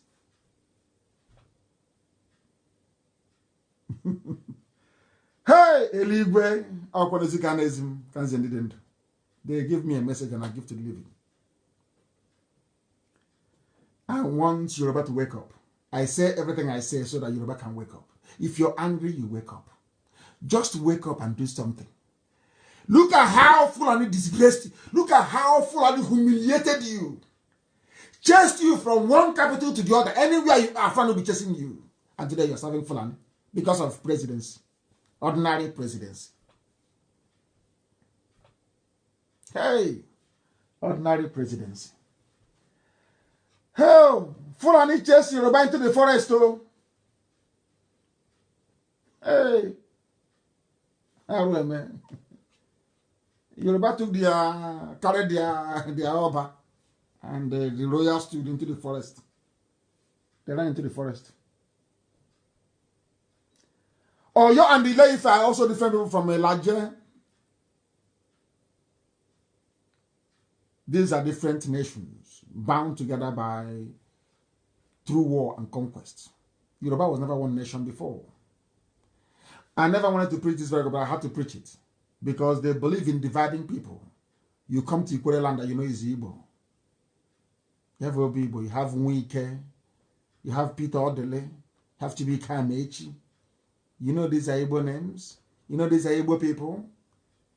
But out of spite and wickedness, you want to divide us. You go to Izon, the proper name. You tell them you're Niger Delta. You forgot that most of them there are from Arochukwu. Thank you, Briggs. Are you not from Aro? You don't have Arochukwu blood in you. Don't have Arochukwu blood in you. A woman that I adore and respect, of course, immensely. I do. But I want her to stop all the whole Niger Delta nonsense. I can't stand it. Which known family in a John land that doesn't have Arochukwu blood? I say name the family. Name it. Which family in a John land that doesn't have Arochukwu blood during slavery? Name now. Give me a name. We have the evidence, you know. Illegal, we have the evidence. Yoruba or your man is different from Ile-Ife. Ile-Ife is different from Elaje. You're different from Egba. You're different from Ijebu. I've counted 5. But why do you want to divide other people? I ask you. We must continue. Now listen very well. I want Hausa to listen. This message is for Hausa people. I am giving Hausa a message. Hausa, it is a message for you. The same way I've given Yoruba their own message, I'll give you yours. Let me tell you, and as I'm warning Hausa, it is also a warning for the Igbo sophisticated Fulefus in America. Are you listening? Shehu Usman Danfodio, Otman Danfodio. His name when he was born was Usman bin Fodio. I want to prove to you the link between the Fulani Caliphate and Saudi Arabia. Elohim. Uthman Danfodio was born on the 15th of December 1754. He was born in a place called Gobir. Gobir, G-O-B-I-R, is an Hausa town. Do you know when he died? By the time he had finished dealing with the Hausa people, they renamed it Sokoto. Can you believe that? He was born in Gobir. It's like somebody being born in Obunike. The Fulani is now being born. The Fulani Dibia in Obunike. Let's say he gives birth now to a child, like Otman Danfodio. That child will grow up in a place called Obunike. But by tomorrow, that place will become Sokoto Allah, as they have Katsina Allah in Benue. Can you believe that? Hey. He was a teacher. A religious teacher. He claimed he came to teach, that he knows how to teach Quran. But he was also a revolutionary. He was also a military leader. He was a writer, and wait for it, a promoter of Sunni Islam. Sunni Islam, practiced by Saudi Arabia. You see where the Fulanis get all their nonsense, their link to Saudi Arabia from Otman Danfodio. He preached Sunni Islam, and he was the founder of Sokoto Caliphate. So all these Obunike, those in Amansia, all the people you're selling land to, they will give birth to their children will kill our children, and they will rename our towns. Obunike will change. Amansia will change. Opa will change.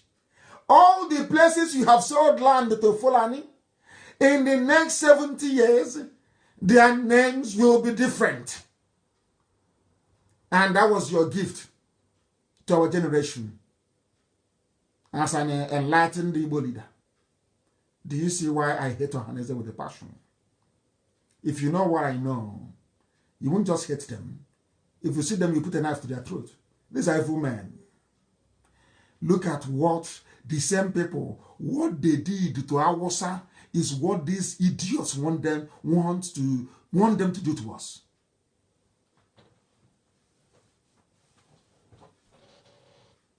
Hey, Chineke, man. He founded Sokoto Caliphate. Hausa was no longer good enough. The Hausa that was hosting them peacefully. Hausa people are peaceful people. Hausa was hosting them peacefully in Gobert, hosting them. Uthman Danfodio said he's a teacher. The Hausa king of Katsina said, come and teach my son. Never know. He didn't know he was inviting a demon into his home. He said, come and teach my children. All the Hausa kings, they said, let the Fulanis teach our children.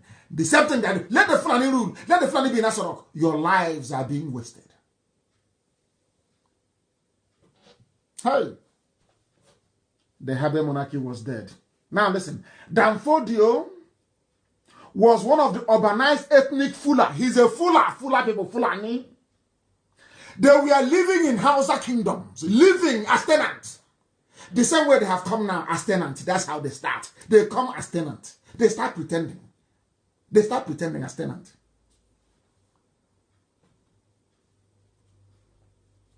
Oh, dear me. They came as tenants. They came as tenants living in Hausa kingdoms, as they have come today living in Biafra land. Some Igwe have given them land. Hell, in what is now northern Nigeria. The Fulanis came in the 1400s. He belonged to the Maliki school of Fiqh, which is Islamic jurisprudence, and Qadri. He practiced Sufism. Danfodio thought Maliki in the city-state of Gobert until 1802. A beautiful city. A beautiful Hausa city. Gobert. Beautiful, beautiful Hausa city. They took it over. He started talking about local oppression. Do you know, Alamajiri, you know, I asked Alamajiri to come with their slate and their chalk. You know Alamajiri? Did you come with your slate and your chalk? I want to tell the Alamajiris tonight listening, saying Nnamdi Kanu, you are in London. Alamajiri, your papa, Ottoman Danfodio, went into exile. He ran to Niger Republic.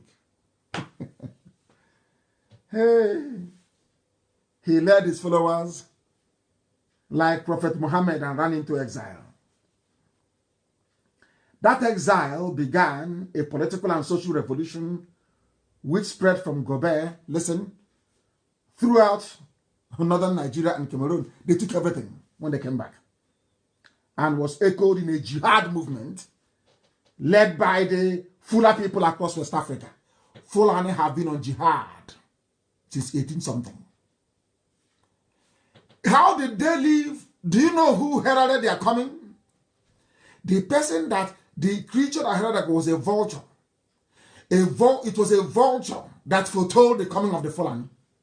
The prophecy of the coming of the Fulani was carried by a vulture Udele. Udele carried their Udele. A vulture that eats dead animals was the one that foretold the coming of the Fulani. That is to tell you that they always come with death. It may not be immediate, but death will come. Death always comes. Always. Hausa, Bagi, Nupe, Yoruba. There's Ibia. Everywhere, the Igala, they swept everywhere. And they always come as tenants. That is why Ubunike should be ostracized from Igbo land.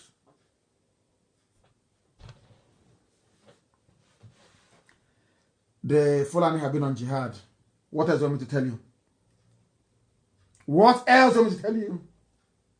Danfodio wrote books. He said he was developing a critique of, he was criticizing other Muslims that they were corrupt and greedy. And they violated the standards of Sharia law. They were fighting corruption. The same thing they're doing today. You people are dumb. Yoruba media, you are foolish. Before they take over your land, they always tell you they're fighting corruption. Corruption. That was what they told Hausa people. And Hausa peasants, the same thing that Yorubas are doing as some Igbo people in America, they agreed. And they came, and their cultures were no more. Hey! Oh dear. Do you know his title? He was a Mujahid, a reformer of Islam. These are the people you want to be in one Nigeria with. Where are those people from Edo talking rubbish? These are the people you want to be in one Nigeria with. You have signed your death warrant. You have signed it. And as I was also looking at the facts of life and history, Elohim gave me a message. And I said I should preach it. According to Encyclopedia Britannica. Encyclopedia Britannica. This is why anybody answering to Niger Delta is an imbecile. What did hey, that's the highest of the highest now. Encyclopedia Britannica, who doesn't know?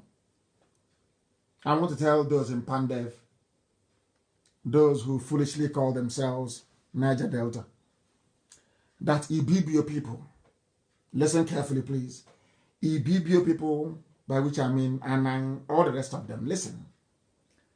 They are people of southeastern Nigeria. Encyclopedia Britannica. Mainly in Cross River State. So when I told you before that Cross River was the proper southeast, now you can believe me. From Encyclopedia Britannica. Heaven is giving me a message to give to the living. That's what I'm doing. They speak dialects of Efik Ibibio, which means that Efik and Ibibio are one. But I'll get to that later. But now it's how we have a tribe, so Efik, I'm Efik man, I'm Ibibio man. People are so foolish. Those dividing you are one, but they want you to be divided. Now listen, they speak dialects of Efik and Ibibio, a language now grouped within the Benue, Congo, Niger branch. Now listen, the Ibibio comprise the following major divisions. Ibibio comprises of Efik. So now I have proven to you tonight that Efik comes from Ibibio. And if Ibibio is Ibonda, what tells you about, what does it about Efik people and the Charam? That we are all Igbo people. I'm coming. Listen carefully. This is Encyclopedia Britannica. The same Encyclopedia Britannica that in 1929 affirmed that Igbos have Jewish link. In 1929. Now listen. The Ibibio comprise the following major divisions. These are branches of Ibibio. What is number one there? Efik, Eyong, Eket, and even Andoni people. And Ibeno. Andoni. Also Anang. Because I have Anang friends who get upset. They say the people don't like us. You say you're talking rubbish. We are all one people. Anang is a subdivision of Ibibio. Ibibio is the main one. Then Anang is a subdivision. Efik is. And the proper Ibibio people are those who occupy the eastern flank. They say. Are you following? Are you following? Hey, Eligwe, Eligwe. And what are their secret societies, as I said, of Ibibio, of Efik, of Anang, of Eket? What do they have in common? Hey, they have Epe, Epo, Okonko. As they will say, they say this is end of discussion. Are you going to tell me about Niger Delta again?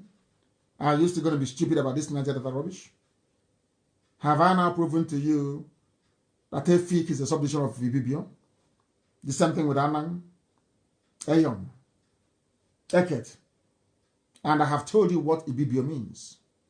Is it now very clear to each and every one of you who we are and why they are struggling to divide us? And why I hate any idiot mouthing that rubbish, Niger Delta. We are all one people, one family, one IPOB. Idiots everywhere. Go. And how about the Ijaw people? Izong. How did they come into all of this? I want to prove to people that everything I say is correct. This is continuing. We are continuing on Encyclopedia Britannica. I want to destroy this Niger Delta rubbish once and for all. That our great-grandchildren, every generation, they will listen to this broadcast. They will know that Elohim came in our time. I want to destroy them. I want to bury Niger Delta rubbish this night. I will preach to 12 midnight and belong. Even longer. That they may know that Elohim sent me. Where do you call Niger Delta Bonnie? People that say that Igbos are landlocked. I want to tell you how stupid you are. I want to prove to you how daft you are. How psychologically inferior you are. I want to tell you that your education is wasted. I want to prove to you that you are nothing academically. Who are the Bonny people?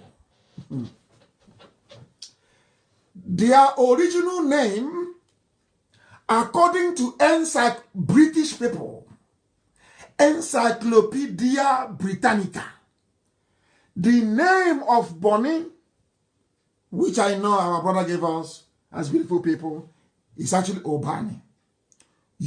Encyclopedia Britannica, Obani. Go and Google Bonnie, B-O-N-N-Y.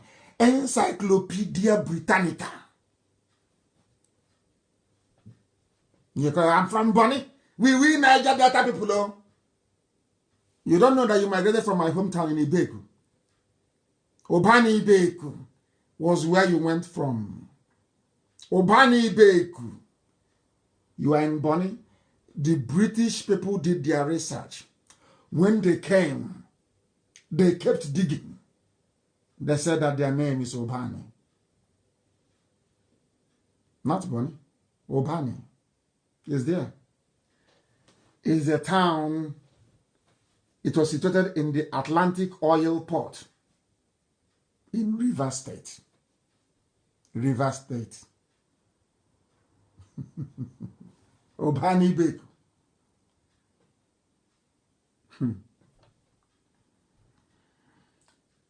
It lies on the Bonny River. The British called the place Bight of Biafra. Bight of Biafra, Britannica, Encyclopedia Britannica.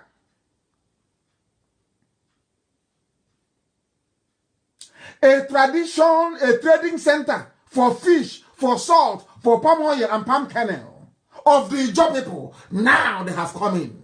Ijaw people. One. Obani people. Ijaw people.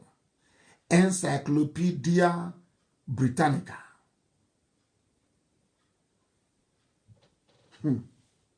Oh. Chineke no nyebere. It was one of the largest slave exporting depots of West Africa.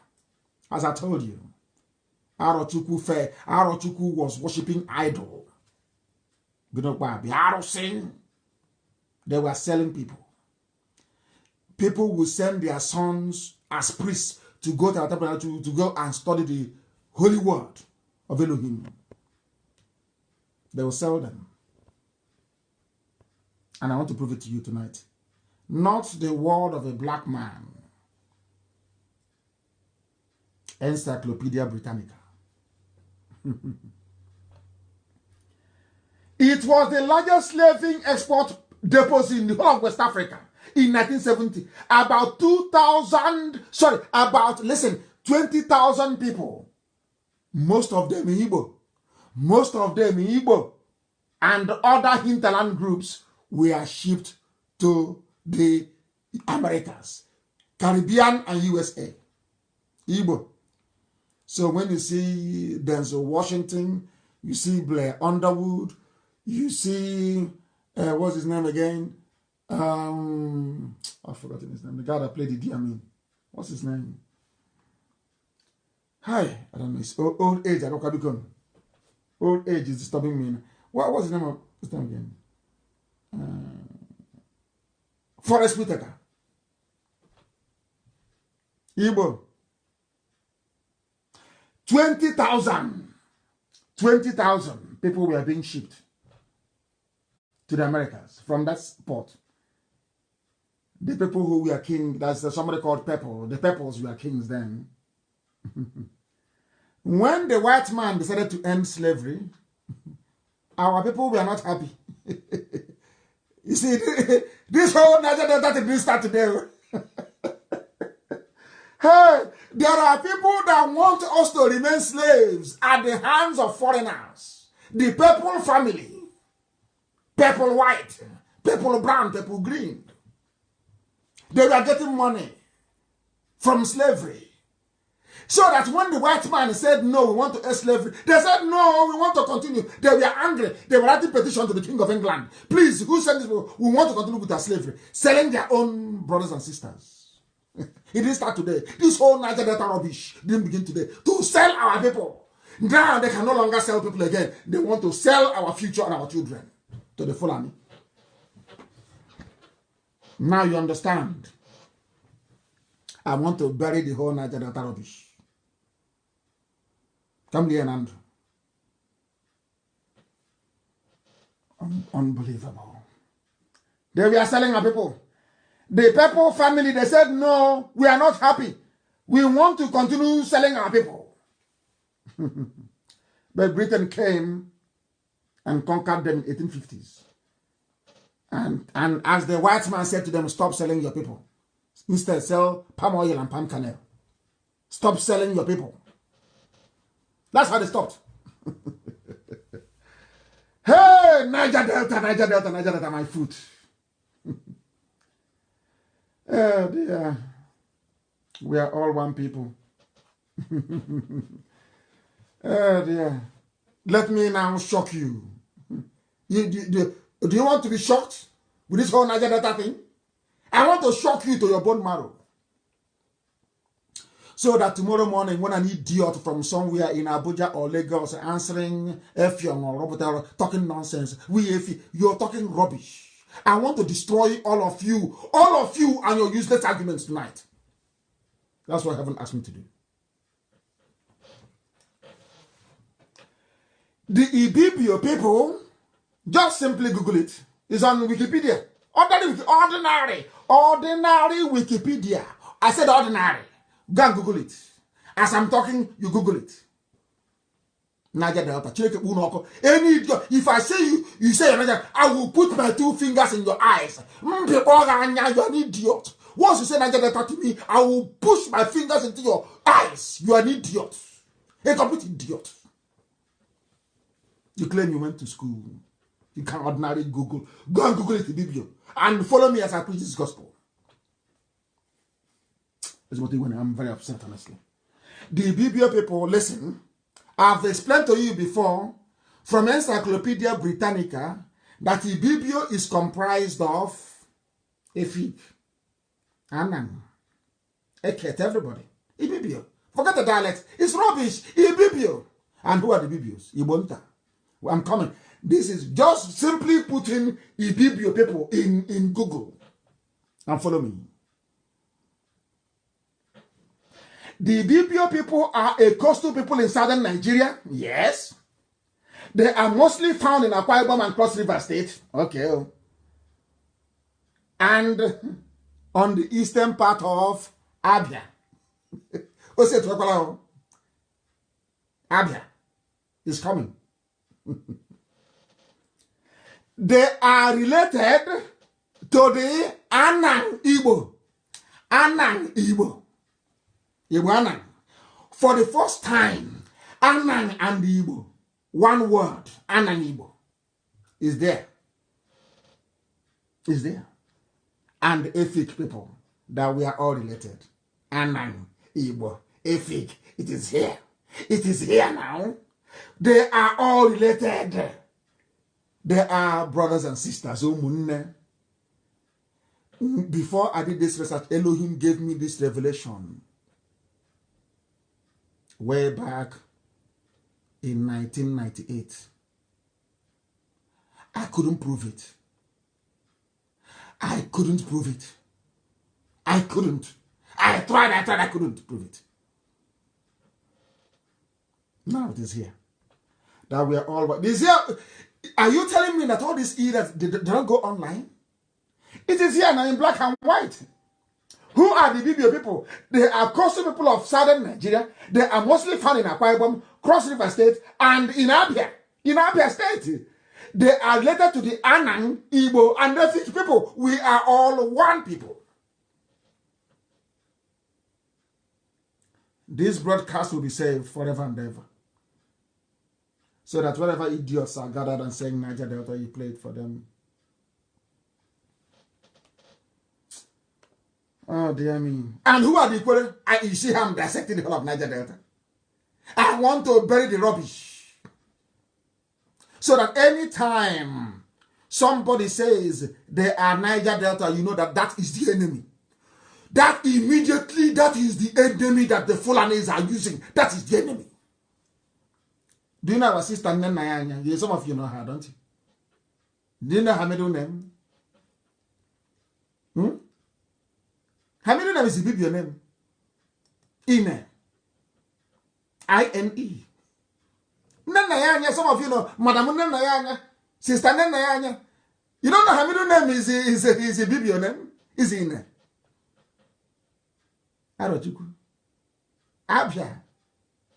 The same family.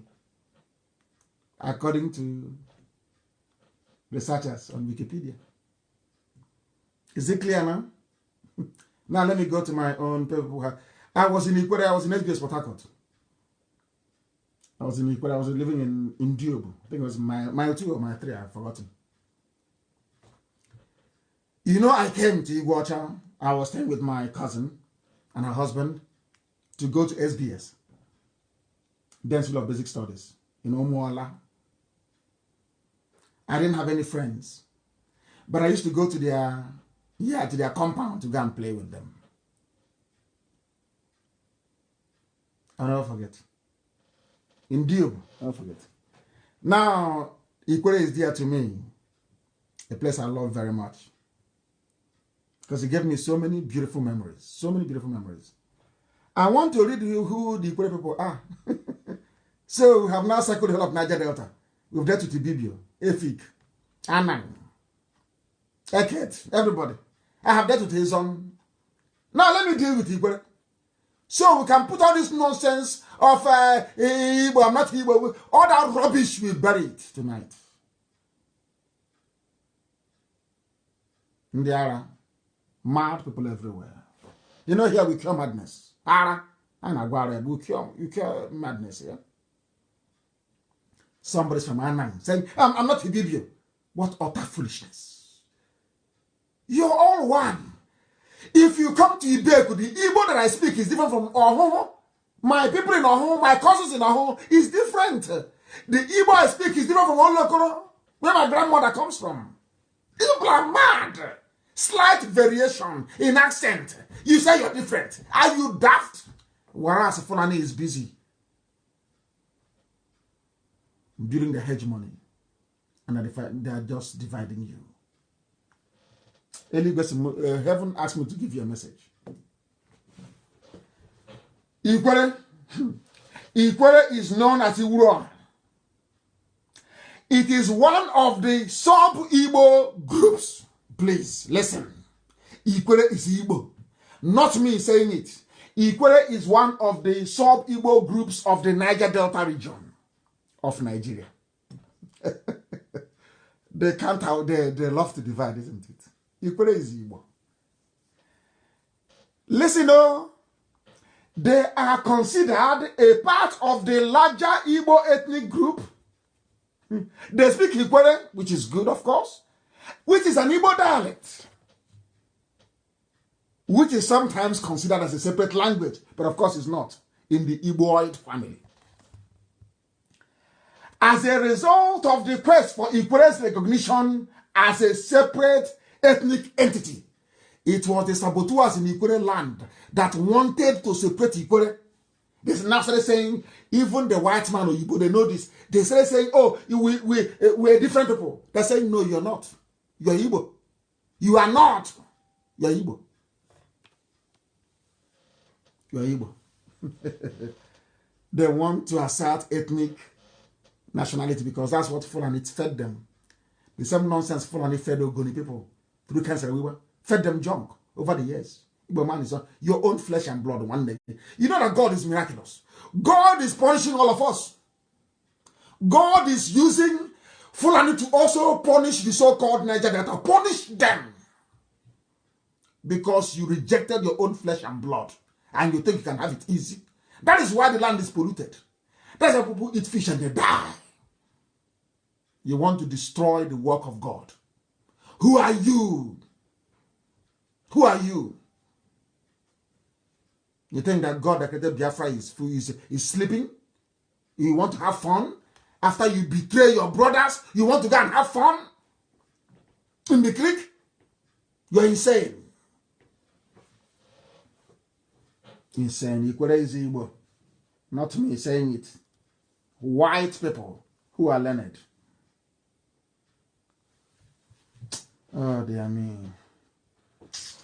I'm just too upset with these people. I will have to close the program.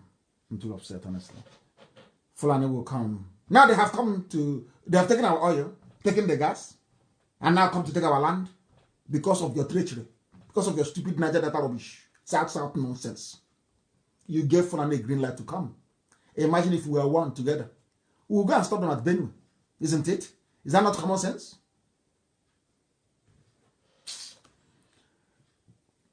I don't like educating idiots because it's wasted. But I thank you, Seruku people, please. One family. We are one people, one family. Fulani have taken all of you. They gave a terrorist group 100 billion. All of you are there. Yoruba people are there. They no longer have sense. So when it comes to an Igbo man or Biafran, when I say Igbo, I mean the whole of Biafra because I have proven it to you that we're all Igbo people. Have I not proven it to you that we're all Igbo people? Obani Ibek went to Bonny. It's Niger Delta. You're landlocked, so you people are so stupid. Fulani feed you rubbish and you pour out the junk.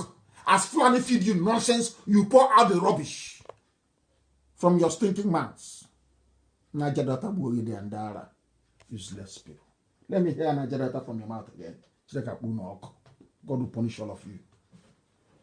And your useless Niger Delta nonsense. I'll bring this program to an end, please.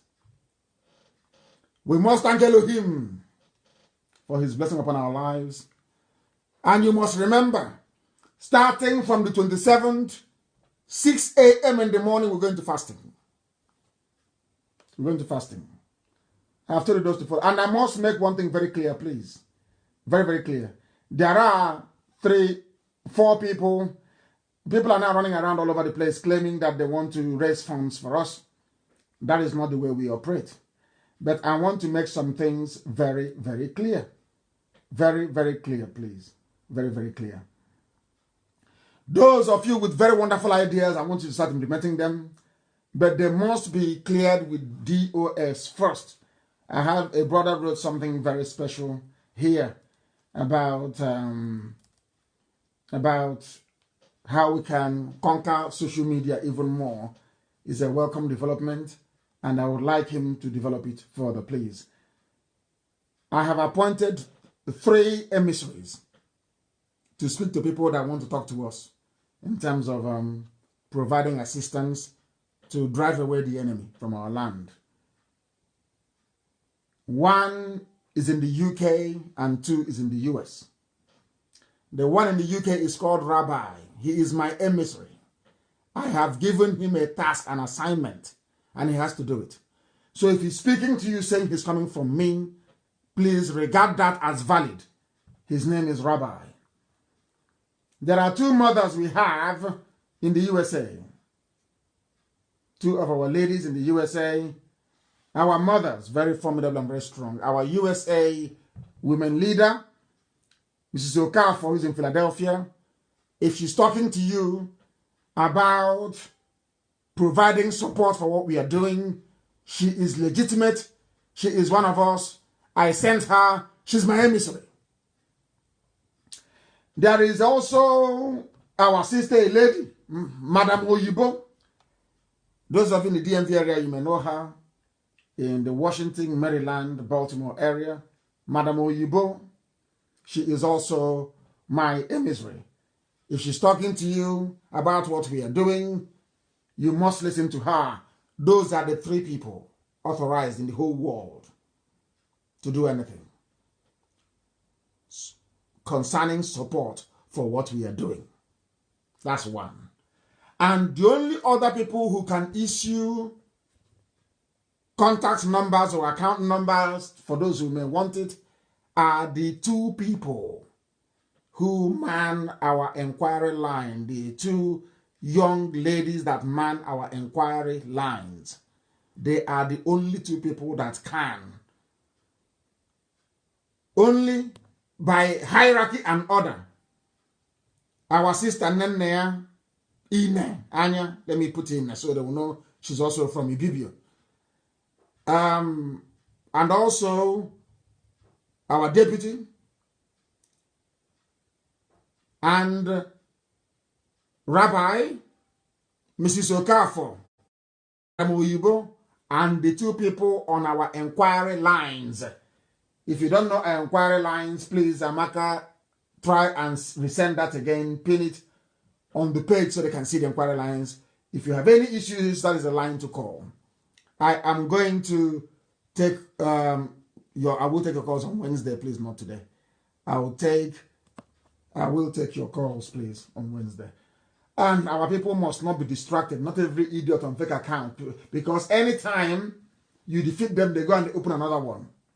So stop paying attention to idiots with fake accounts. Focus on destroying the zoo.